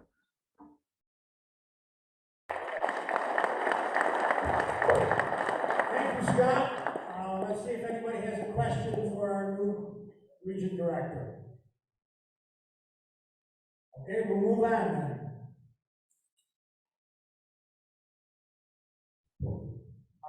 Every year we have some type of effort to move the cormorant migration off the lake, especially during the fall. Oiling eggs after that has taken place. So just to give us an update on that, the BEC Bureau Wildlife Chief, Jim Farquhar, is going to make the presentation.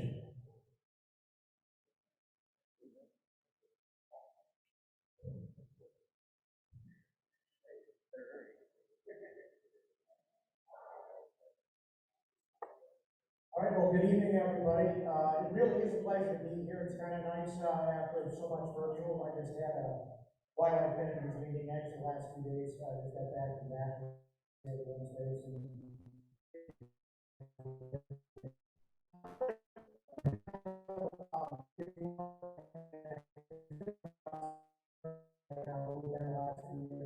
And we'll provide the focus on the level as well. Nobody pictures in this.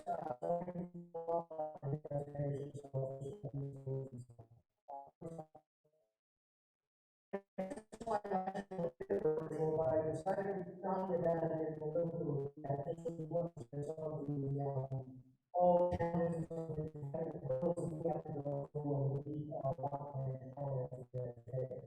the one back to the completion history prior to 2004.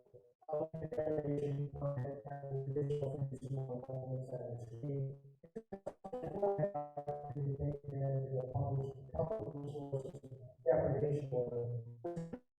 It gives a lot of latitude to pick the intensity and the one that will manage format.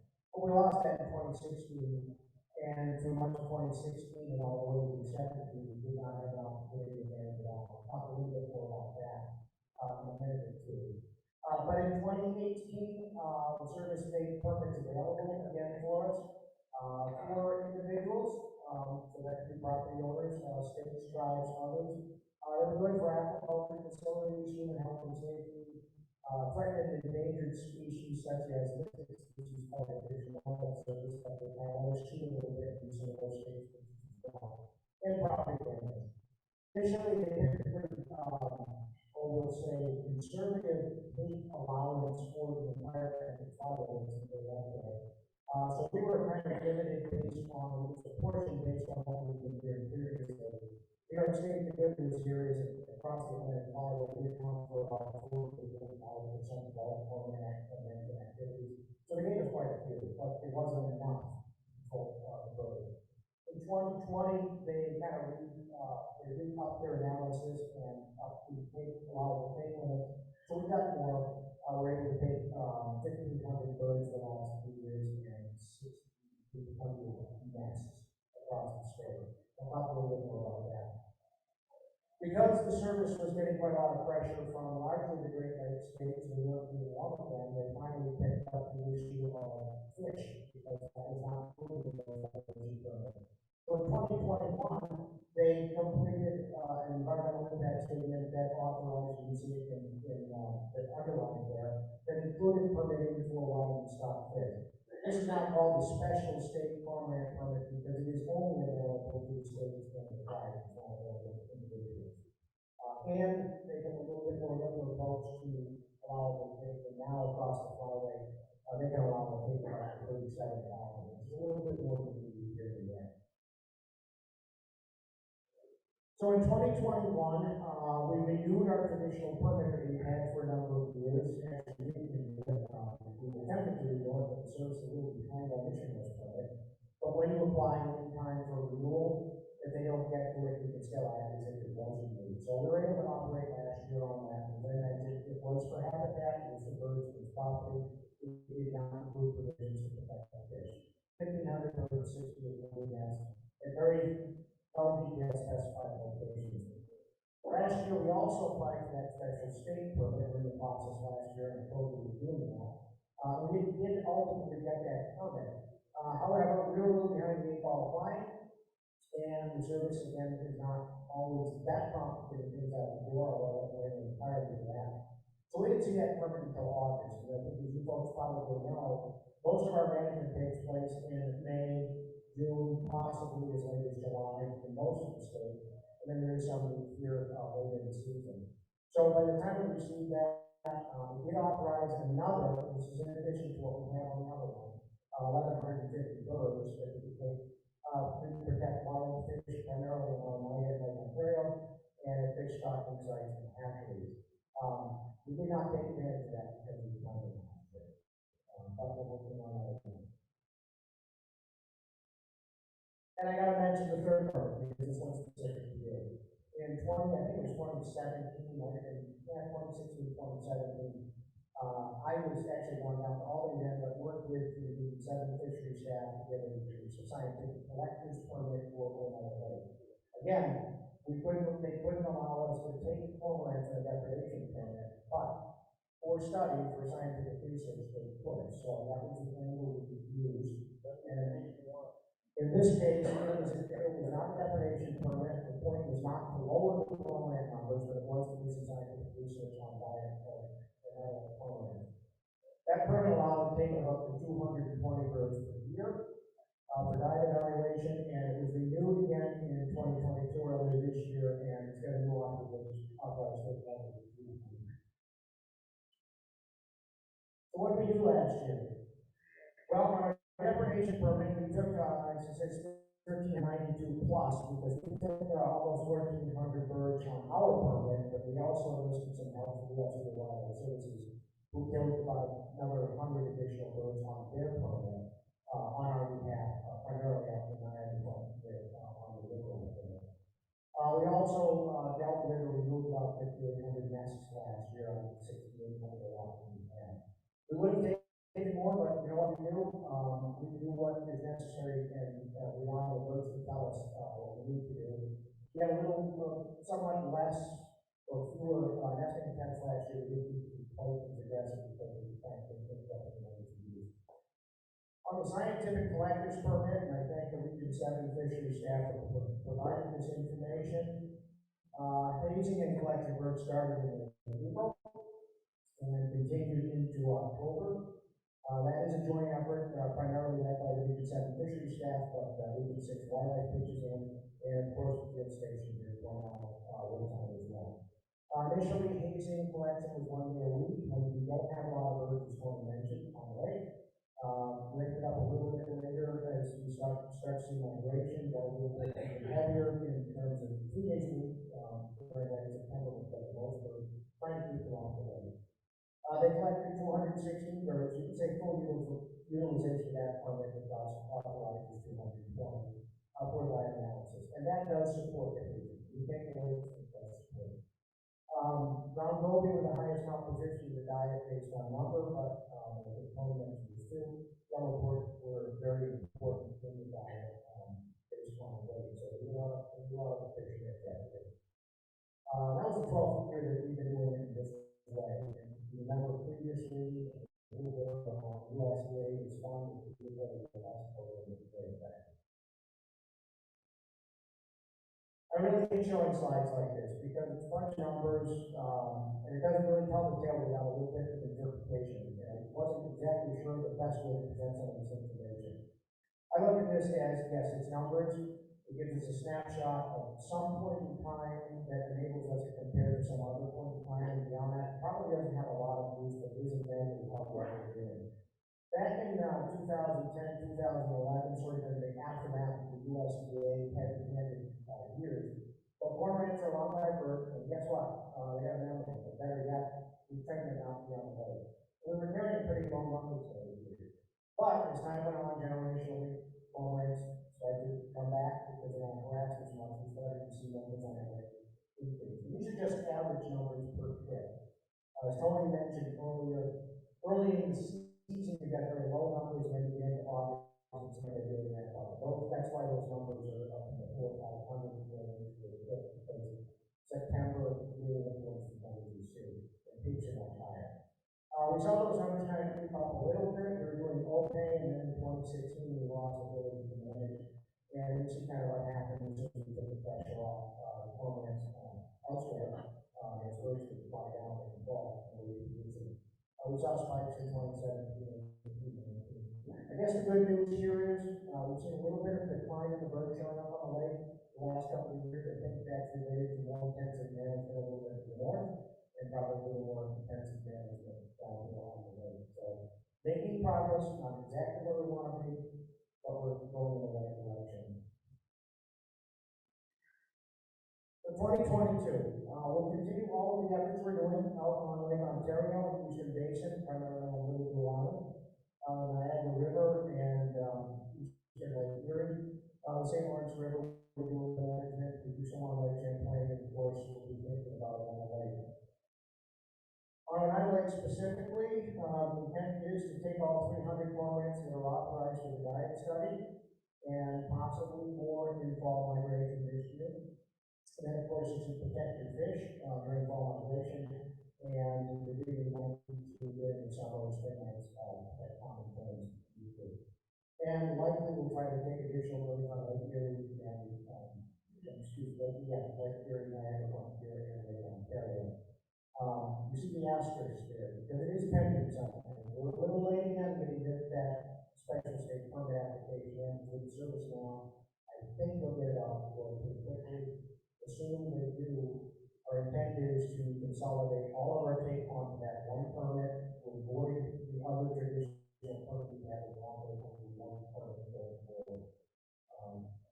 And the new numbers would be the migration 2,835 birds that we can take, which is more than exactly that now, and 7,000 nests. So a little bit higher numbers that should be adequate to be able. That'll be across the state. So we've got some birds built in there that we can use on Niagara Lake potentially. If we rotate 300 during the course of the season, and later in the year, if there's still a lot of birds out there, we'll probably have a 300 at least that we could allocate to Niagara Lake in the year during that fall migration period. And with that, I will take any questions if you have one. Yes, sir. What is the targeted desired level of cormorant population by year? Okay, the question is, what's the target level for cormorant population by year, if you will? We don't even actually have a statewide one. On Lake Ontario and Eastern Basin, we've got a target number of a population associated with 1,500 pairs. That's where we think we'll see improvements in Eastern Basin fisheries. The old and still standing standard for Niagara Lake is daily presence of no more than 100 birds. And as you can see from the slide, we're not quite there. The good news is, and you heard from Scott, you heard from Tony earlier, your fishery is still pretty good. But we may be okay, and I'm not going to speak too much to that. We may be okay, but I think we have to be very, very concerned if we're approaching something threshold that is trigger a problem. But right now, I think we're okay.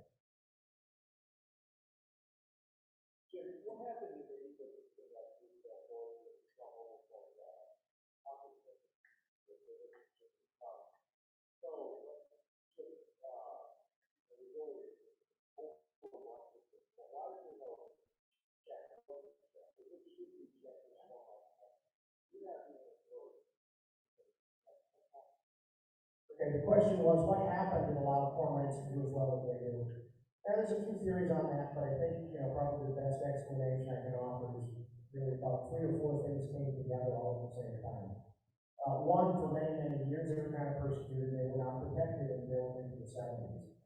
So people were taking them sort of and probably holding them down a little bit.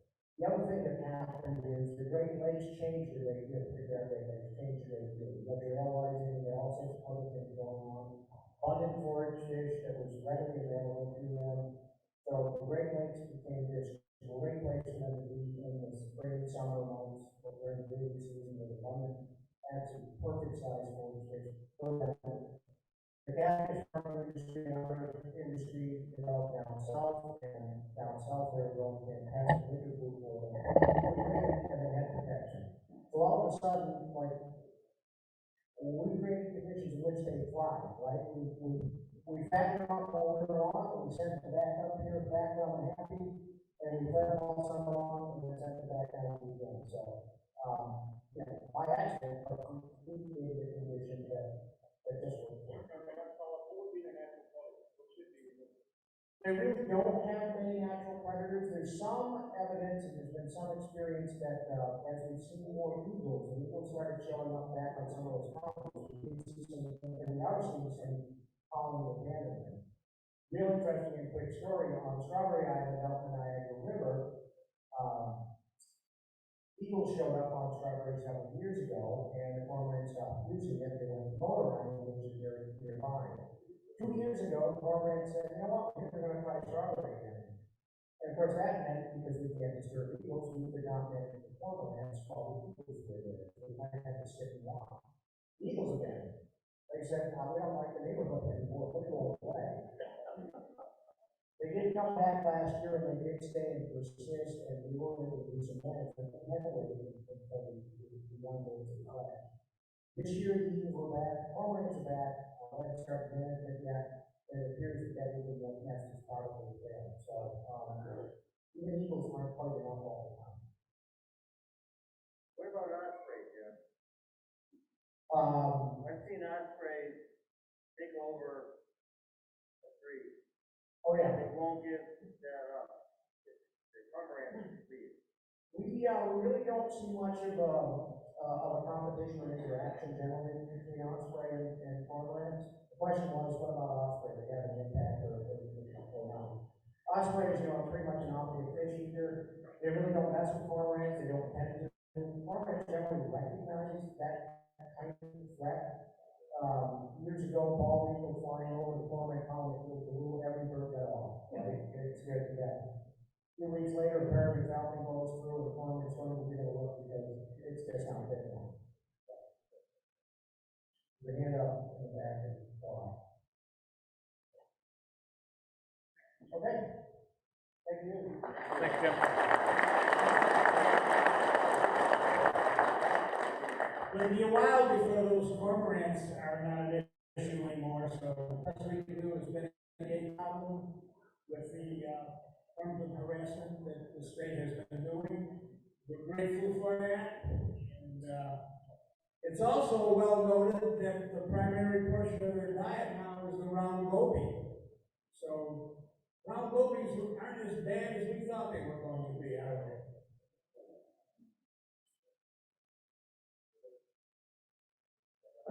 Okay, we had a bunch of fisheries regulations that have changed and have been put in place, and we're going to experience one of those this coming Sunday, May 1st, in the DEC Bureau Chief of Fisheries, Steve Hurst, going to give us a rundown on what they are and why they were put in place.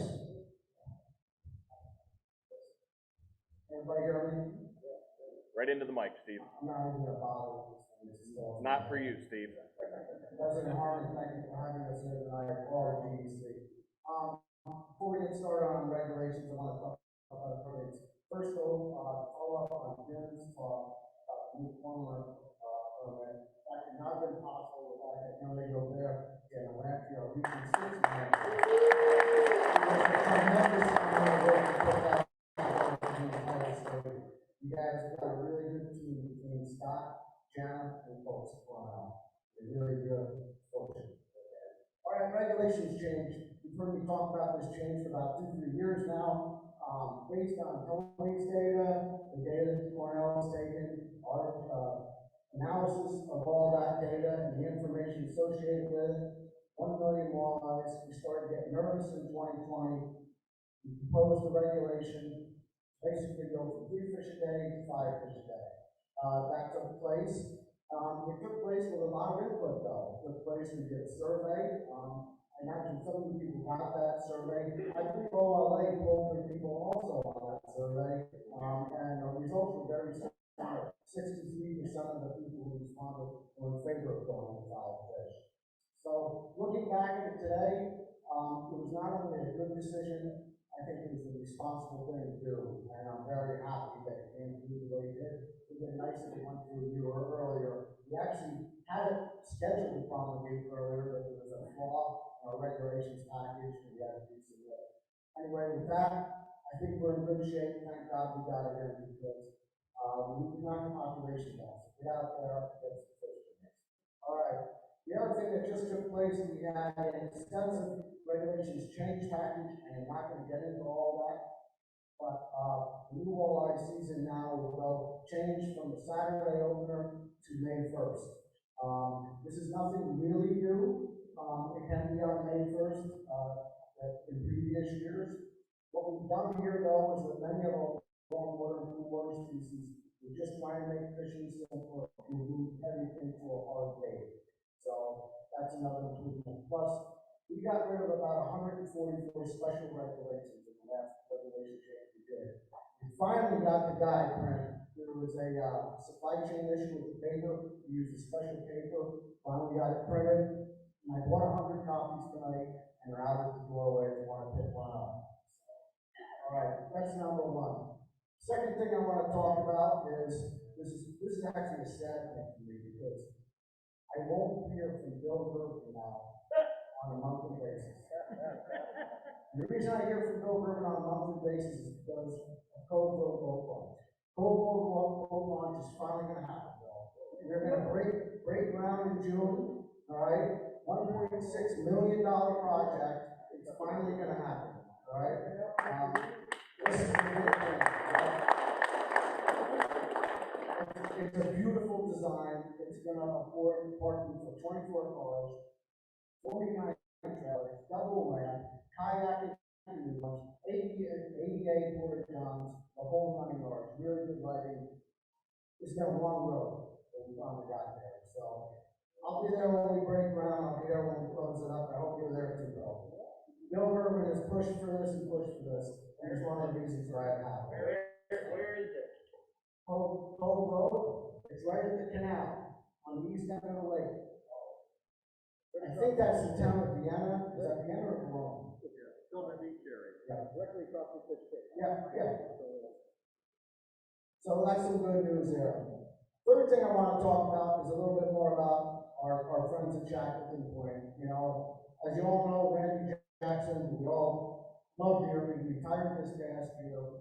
And he sat down with Lars Rudston, who was the director of the Shackleton Point Research Center, and said, you know, where are we going to go from here? And, you know, we made the decision to kind of put Tony in the lead. We also want to acknowledge Tom Brooklyn. I think Tom is here. There's also another asset there. We kept those guys on. We really want those guys focused on the right away. What we are going to do also, though, is backfill Randy's position, all right? But that position will take more of a higher level novel research role, not only for Oneida Lake, but for all the warm water fisheries across the state. So we're excited about that. All right. Last thing I want to talk about is something that is really, really exciting. And this is part of this new development of this partnership with Cornell. Is we have been working on for the last 2 months or so a new research project for Oneida Lake. Going forward this year, we are going to purchase 60 acoustic receivers to plant in that lake. When we plant those receivers in that lake, it's going to let us do a wide range of research projects. Are any of you familiar with our acoustic receiver arrays in Lake Erie and any of that research? Well, if you're not, that was a 5-year project, and we learned so much from that. We learned that a majority of the fish that we're catching on the east basin of Lake Erie are coming from Ohio. All right, we learned all about the movement patterns of walleye on a seasonal basis. We're going to be able to do the same thing here. It's not only going to help inform our science, because we'll know more about walleye behavior in the lake. We'll know how many fish exit the lake and come back to the lake. It's also going to help you as fishermen, because you'll see those seasonal movements, where they go, your depths and everything. This is really cool stuff. Really excited about it. It's a big price tag. It's going to be about $400,000. But the research and the value we'll get out of this is critical, especially as we go. This lake is going through rapid changes. You all know that. It's critical that we do this, and it's really excited about it. Lastly, I want to just talk about DEC's relationship with OLA. In my opinion, I don't think that relationship's been any better. For the last 3 years, we've consulted with OLA many times. In 2020, when COVID hit hard and we could not get the hatch, we told the ethics team to take eggs for the entire state. We consulted with OLA. All right, when we did the race change, all right, we had to talk with OLA. We're talking with OLA about bass right now. I think the relationship is good. I think it's solid. And I think that's the way it should be. Working with our anglers hand in hand, that's how we manage the fishery best. I rapidly went fire through that because I was trying to get this stuff out.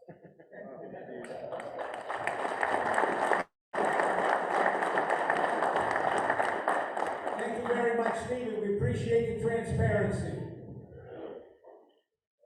Great report. Okay, one of our final items on the agenda here this evening. It's time to award an individual for their dedication to conservation. We believe we had an outstanding candidate this year, got voted in unanimously, and Matt Snyder is going to give us the details. But first I had to go find the plaque.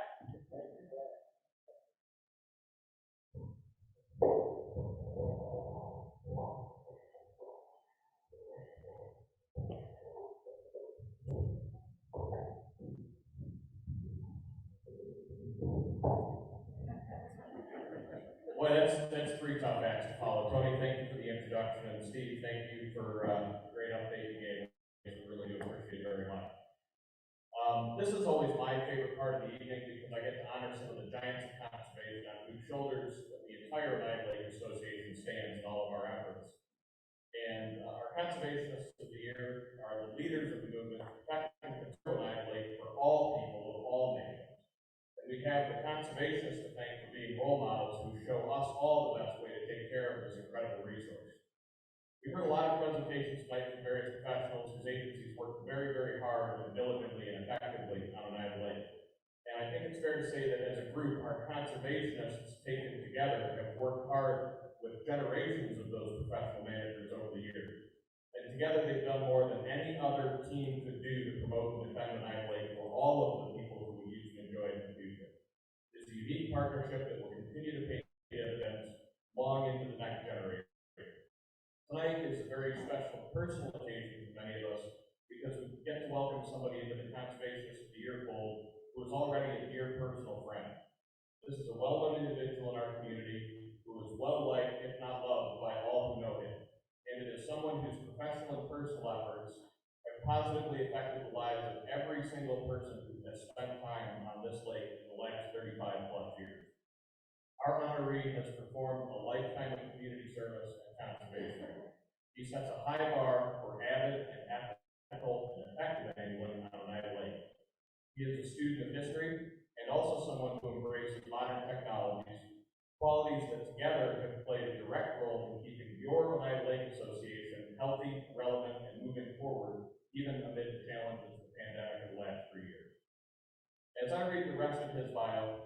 hope you'll please join me in a round of applause to welcome to the podium our 2022 Conservationists of the Year, United Lake Associate Past President and Director, Warren Dart. Warren, will you please join me at the podium?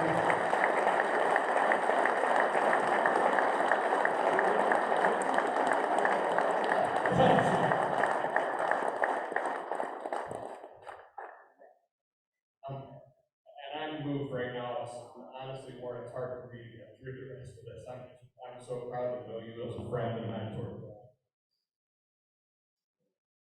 Many of us are fortunate to know Warren the sportsman, an avid hunter, an angler who is so avid and accomplished that he spends every spare moment on the water. He likes to joke that his crew and his crew alone catch enough fish to keep the water levels from raising too high, right, flooding the lake. And based on some of the fish fries, he's also helping the expansion of some local waistlines, including my own. Warren is a professional and community servant, has helped literally thousands of United Lake boaters and anglers stay safe and dry on the right side of the law. He worked 21 years with the Syracuse Police Department, attaining the rank of deputy chief. He was chief of operations for Eastern Paramedics from 1988 to 1994, and he served as chief of Cicero Police Department and then as undersheriff of Onondaga County from 1995 to 2014. What that means is I have 2 uniforms that don't fit. Even in what he calls his retirement, he finds time out from fishing and family life to volunteer and work on many causes that help keep our lake and its surrounding community safe. He has acted as a consultant, lecturer, and faculty member teaching law enforcement. Warren is a volunteer EMT firefighter and commissioner for the Bergen Fire Department. How you do all that is beyond me, but we appreciate it very much. He plays a significant role in the Air One Foundation, supporting that resource that we all appreciate having on the lake, but each of us that boats on the lake hopes we never have to see in person. Warren is a servant leader in our community, including as a member of the Lake Forest Sportsman's Club. He's an active member of his church, and he spends countless hours doing the really sort of unsung heroism of helping people with special needs in our community. His service to our United Lake Association and to you is especially noteworthy, and it is the reason we are celebrating Warren tonight. Warren has been an OLA member for at least 50 years. I lost count somewhere. And he's been a member of this board as a director for 12 of those years. Warren has answered the call repeatedly to take a leadership role on your board, serving in an officer's position for 6 years, including a term as president. One of this board's greatest strengths among its volunteers is the ability to keep a long institutional memory of United Lake conservation. We remain committed to OLA's founding principles, no matter what conservation issue is in front of us today, or who is in OLA. And when Warren joined your board, he played a pivotal role in preserving that knowledge base. He was the first OLA director to have the foresight and commitment to digitize and archive every United Lake bulletin that's ever been published, so we have that historical record of everything OLA has done since our founding in 1946. Later, he did the same thing for our association's founding charter and the other formational documents, so that those pieces of institutional memory can be handed down to each new director who volunteers to join our board. Warren has also played a special role of mentorship and effectiveness the past 3 difficult years, leading this board's efforts to embrace modern technology. And while I'll admit, especially to the people watching live via YouTube tonight, that hasn't always been perfect, the imperfections are anything but Warren's. He's got all the tools and all the impetus and know how to use them. When the world locked down in the spring of 2019, I want to really drive this point home. You know, the United Lake Association, everything else shut down.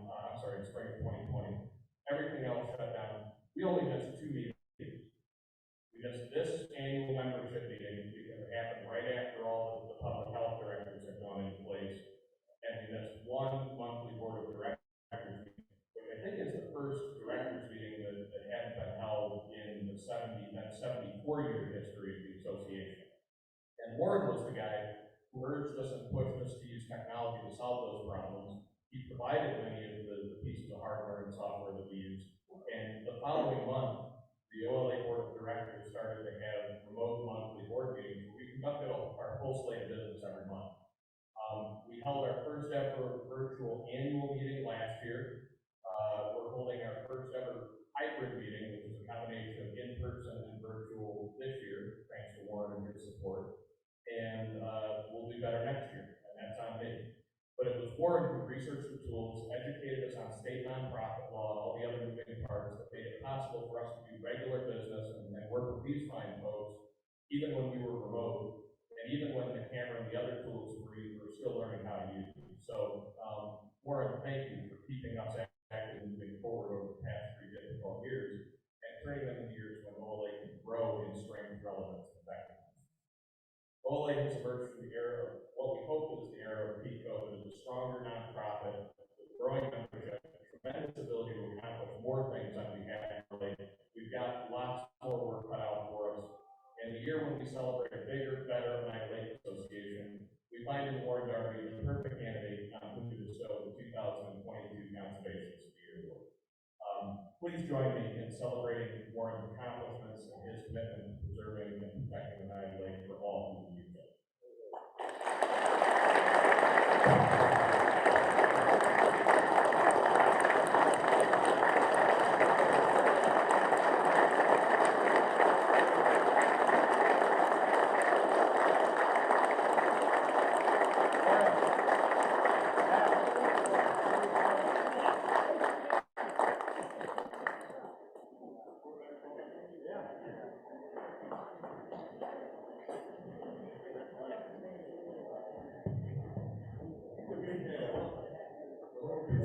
Right here, on Earth, in the United Lake.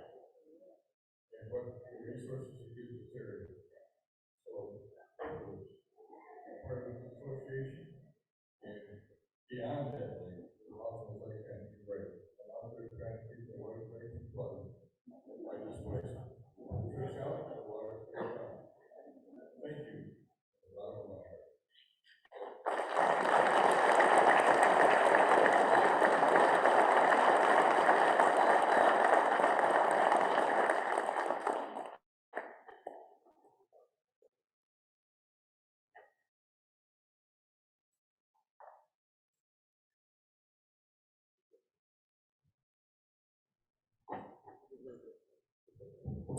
Nicely done, Matt, and one more congratulations to Warren Darby. Truly appreciate everything you do.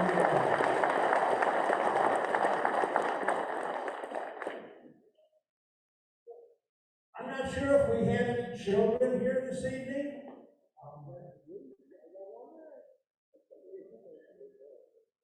Did you get your tackle kit? All right, we're going to give out. We purchased some tackle kits for children in the event that we had many show up here.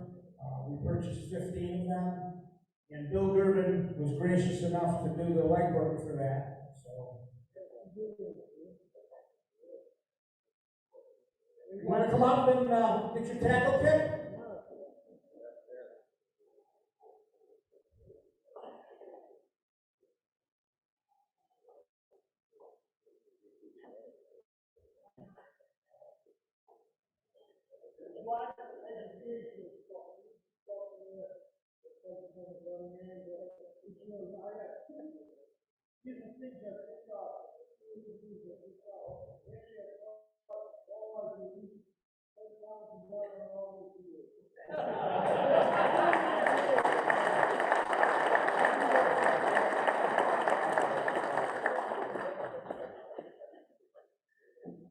Onondaga County Soil and Water District has given us a Bluebird house to raffle. So you picked up some tickets on the way in, and we have a bin container with those raffle tickets in it.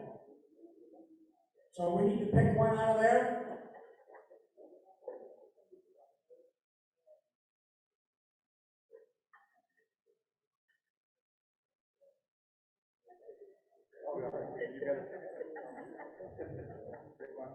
Mr. and Mrs. Gervais, welcome. Thank you. 142514. 142514. Anyone? Have a red ticket. Okay. 142600. 142600. Did right there? We have a winner. Okay. And all you need are some bluebirds.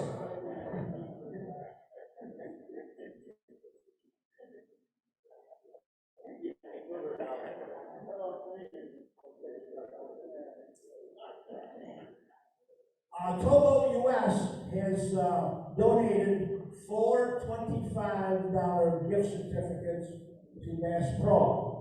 And through a random draw, random digits, random number draw, these are the winners. This was taken out of our membership at large, the green cards that you sign in on. So we thank Towboat US and Grant Lang Heinrich for this donation. Grant back there, stand up, Grant. Thank you. Towboat US, remember them?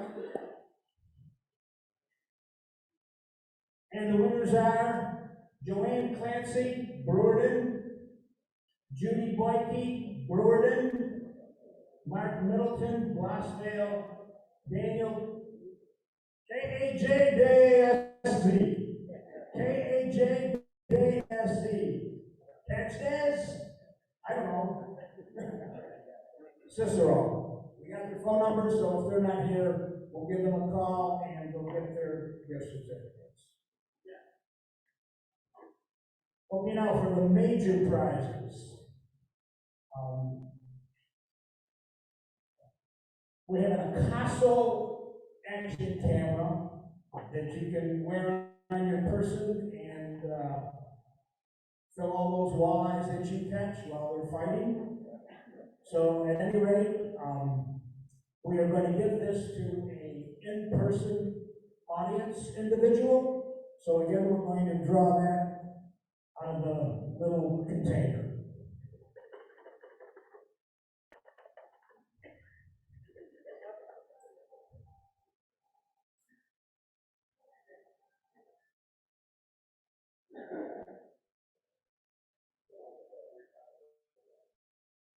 And the number is 142606.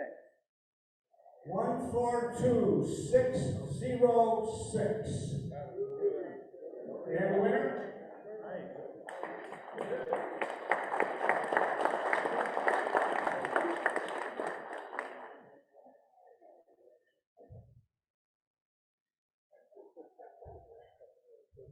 Now you can show us what all those walleyes look like in Chittenango Creek.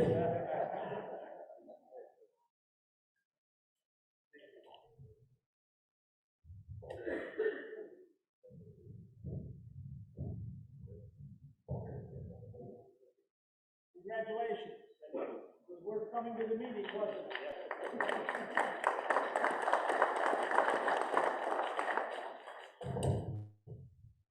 And our final prize for the evening is a big one. It's a kayak, which was purchased from Gander Outdoors. And they were very generous in the price that they sold it at.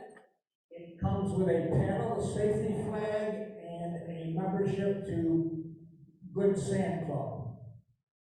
We're going to draw a winner for that from our membership at large. So if you're a signed up member, you have a chance of winning.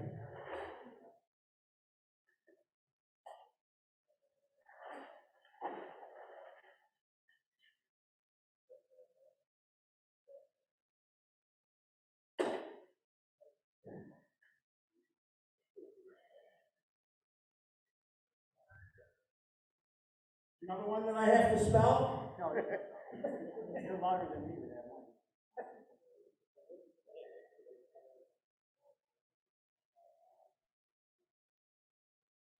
John Hollowpeter, H-O-L-O-P-T-E-R, just like it sounds, just like it's spelled. 8260 Covey Lane, Clay, New York.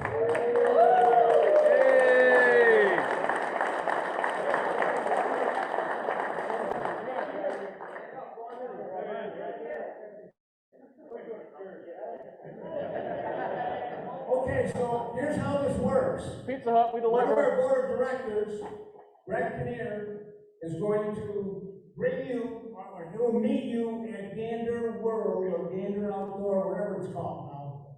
He'll meet you up there because they would like to take a picture of you, being the winner of this kayak. So Greg will give you the information you need, so you wind up with your kayak, your paddle, and, your flag, safety flag, and the membership to Good Sam. You're welcome.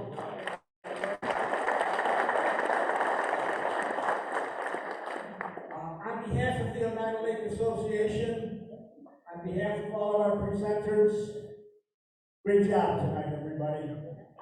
Thank you for coming.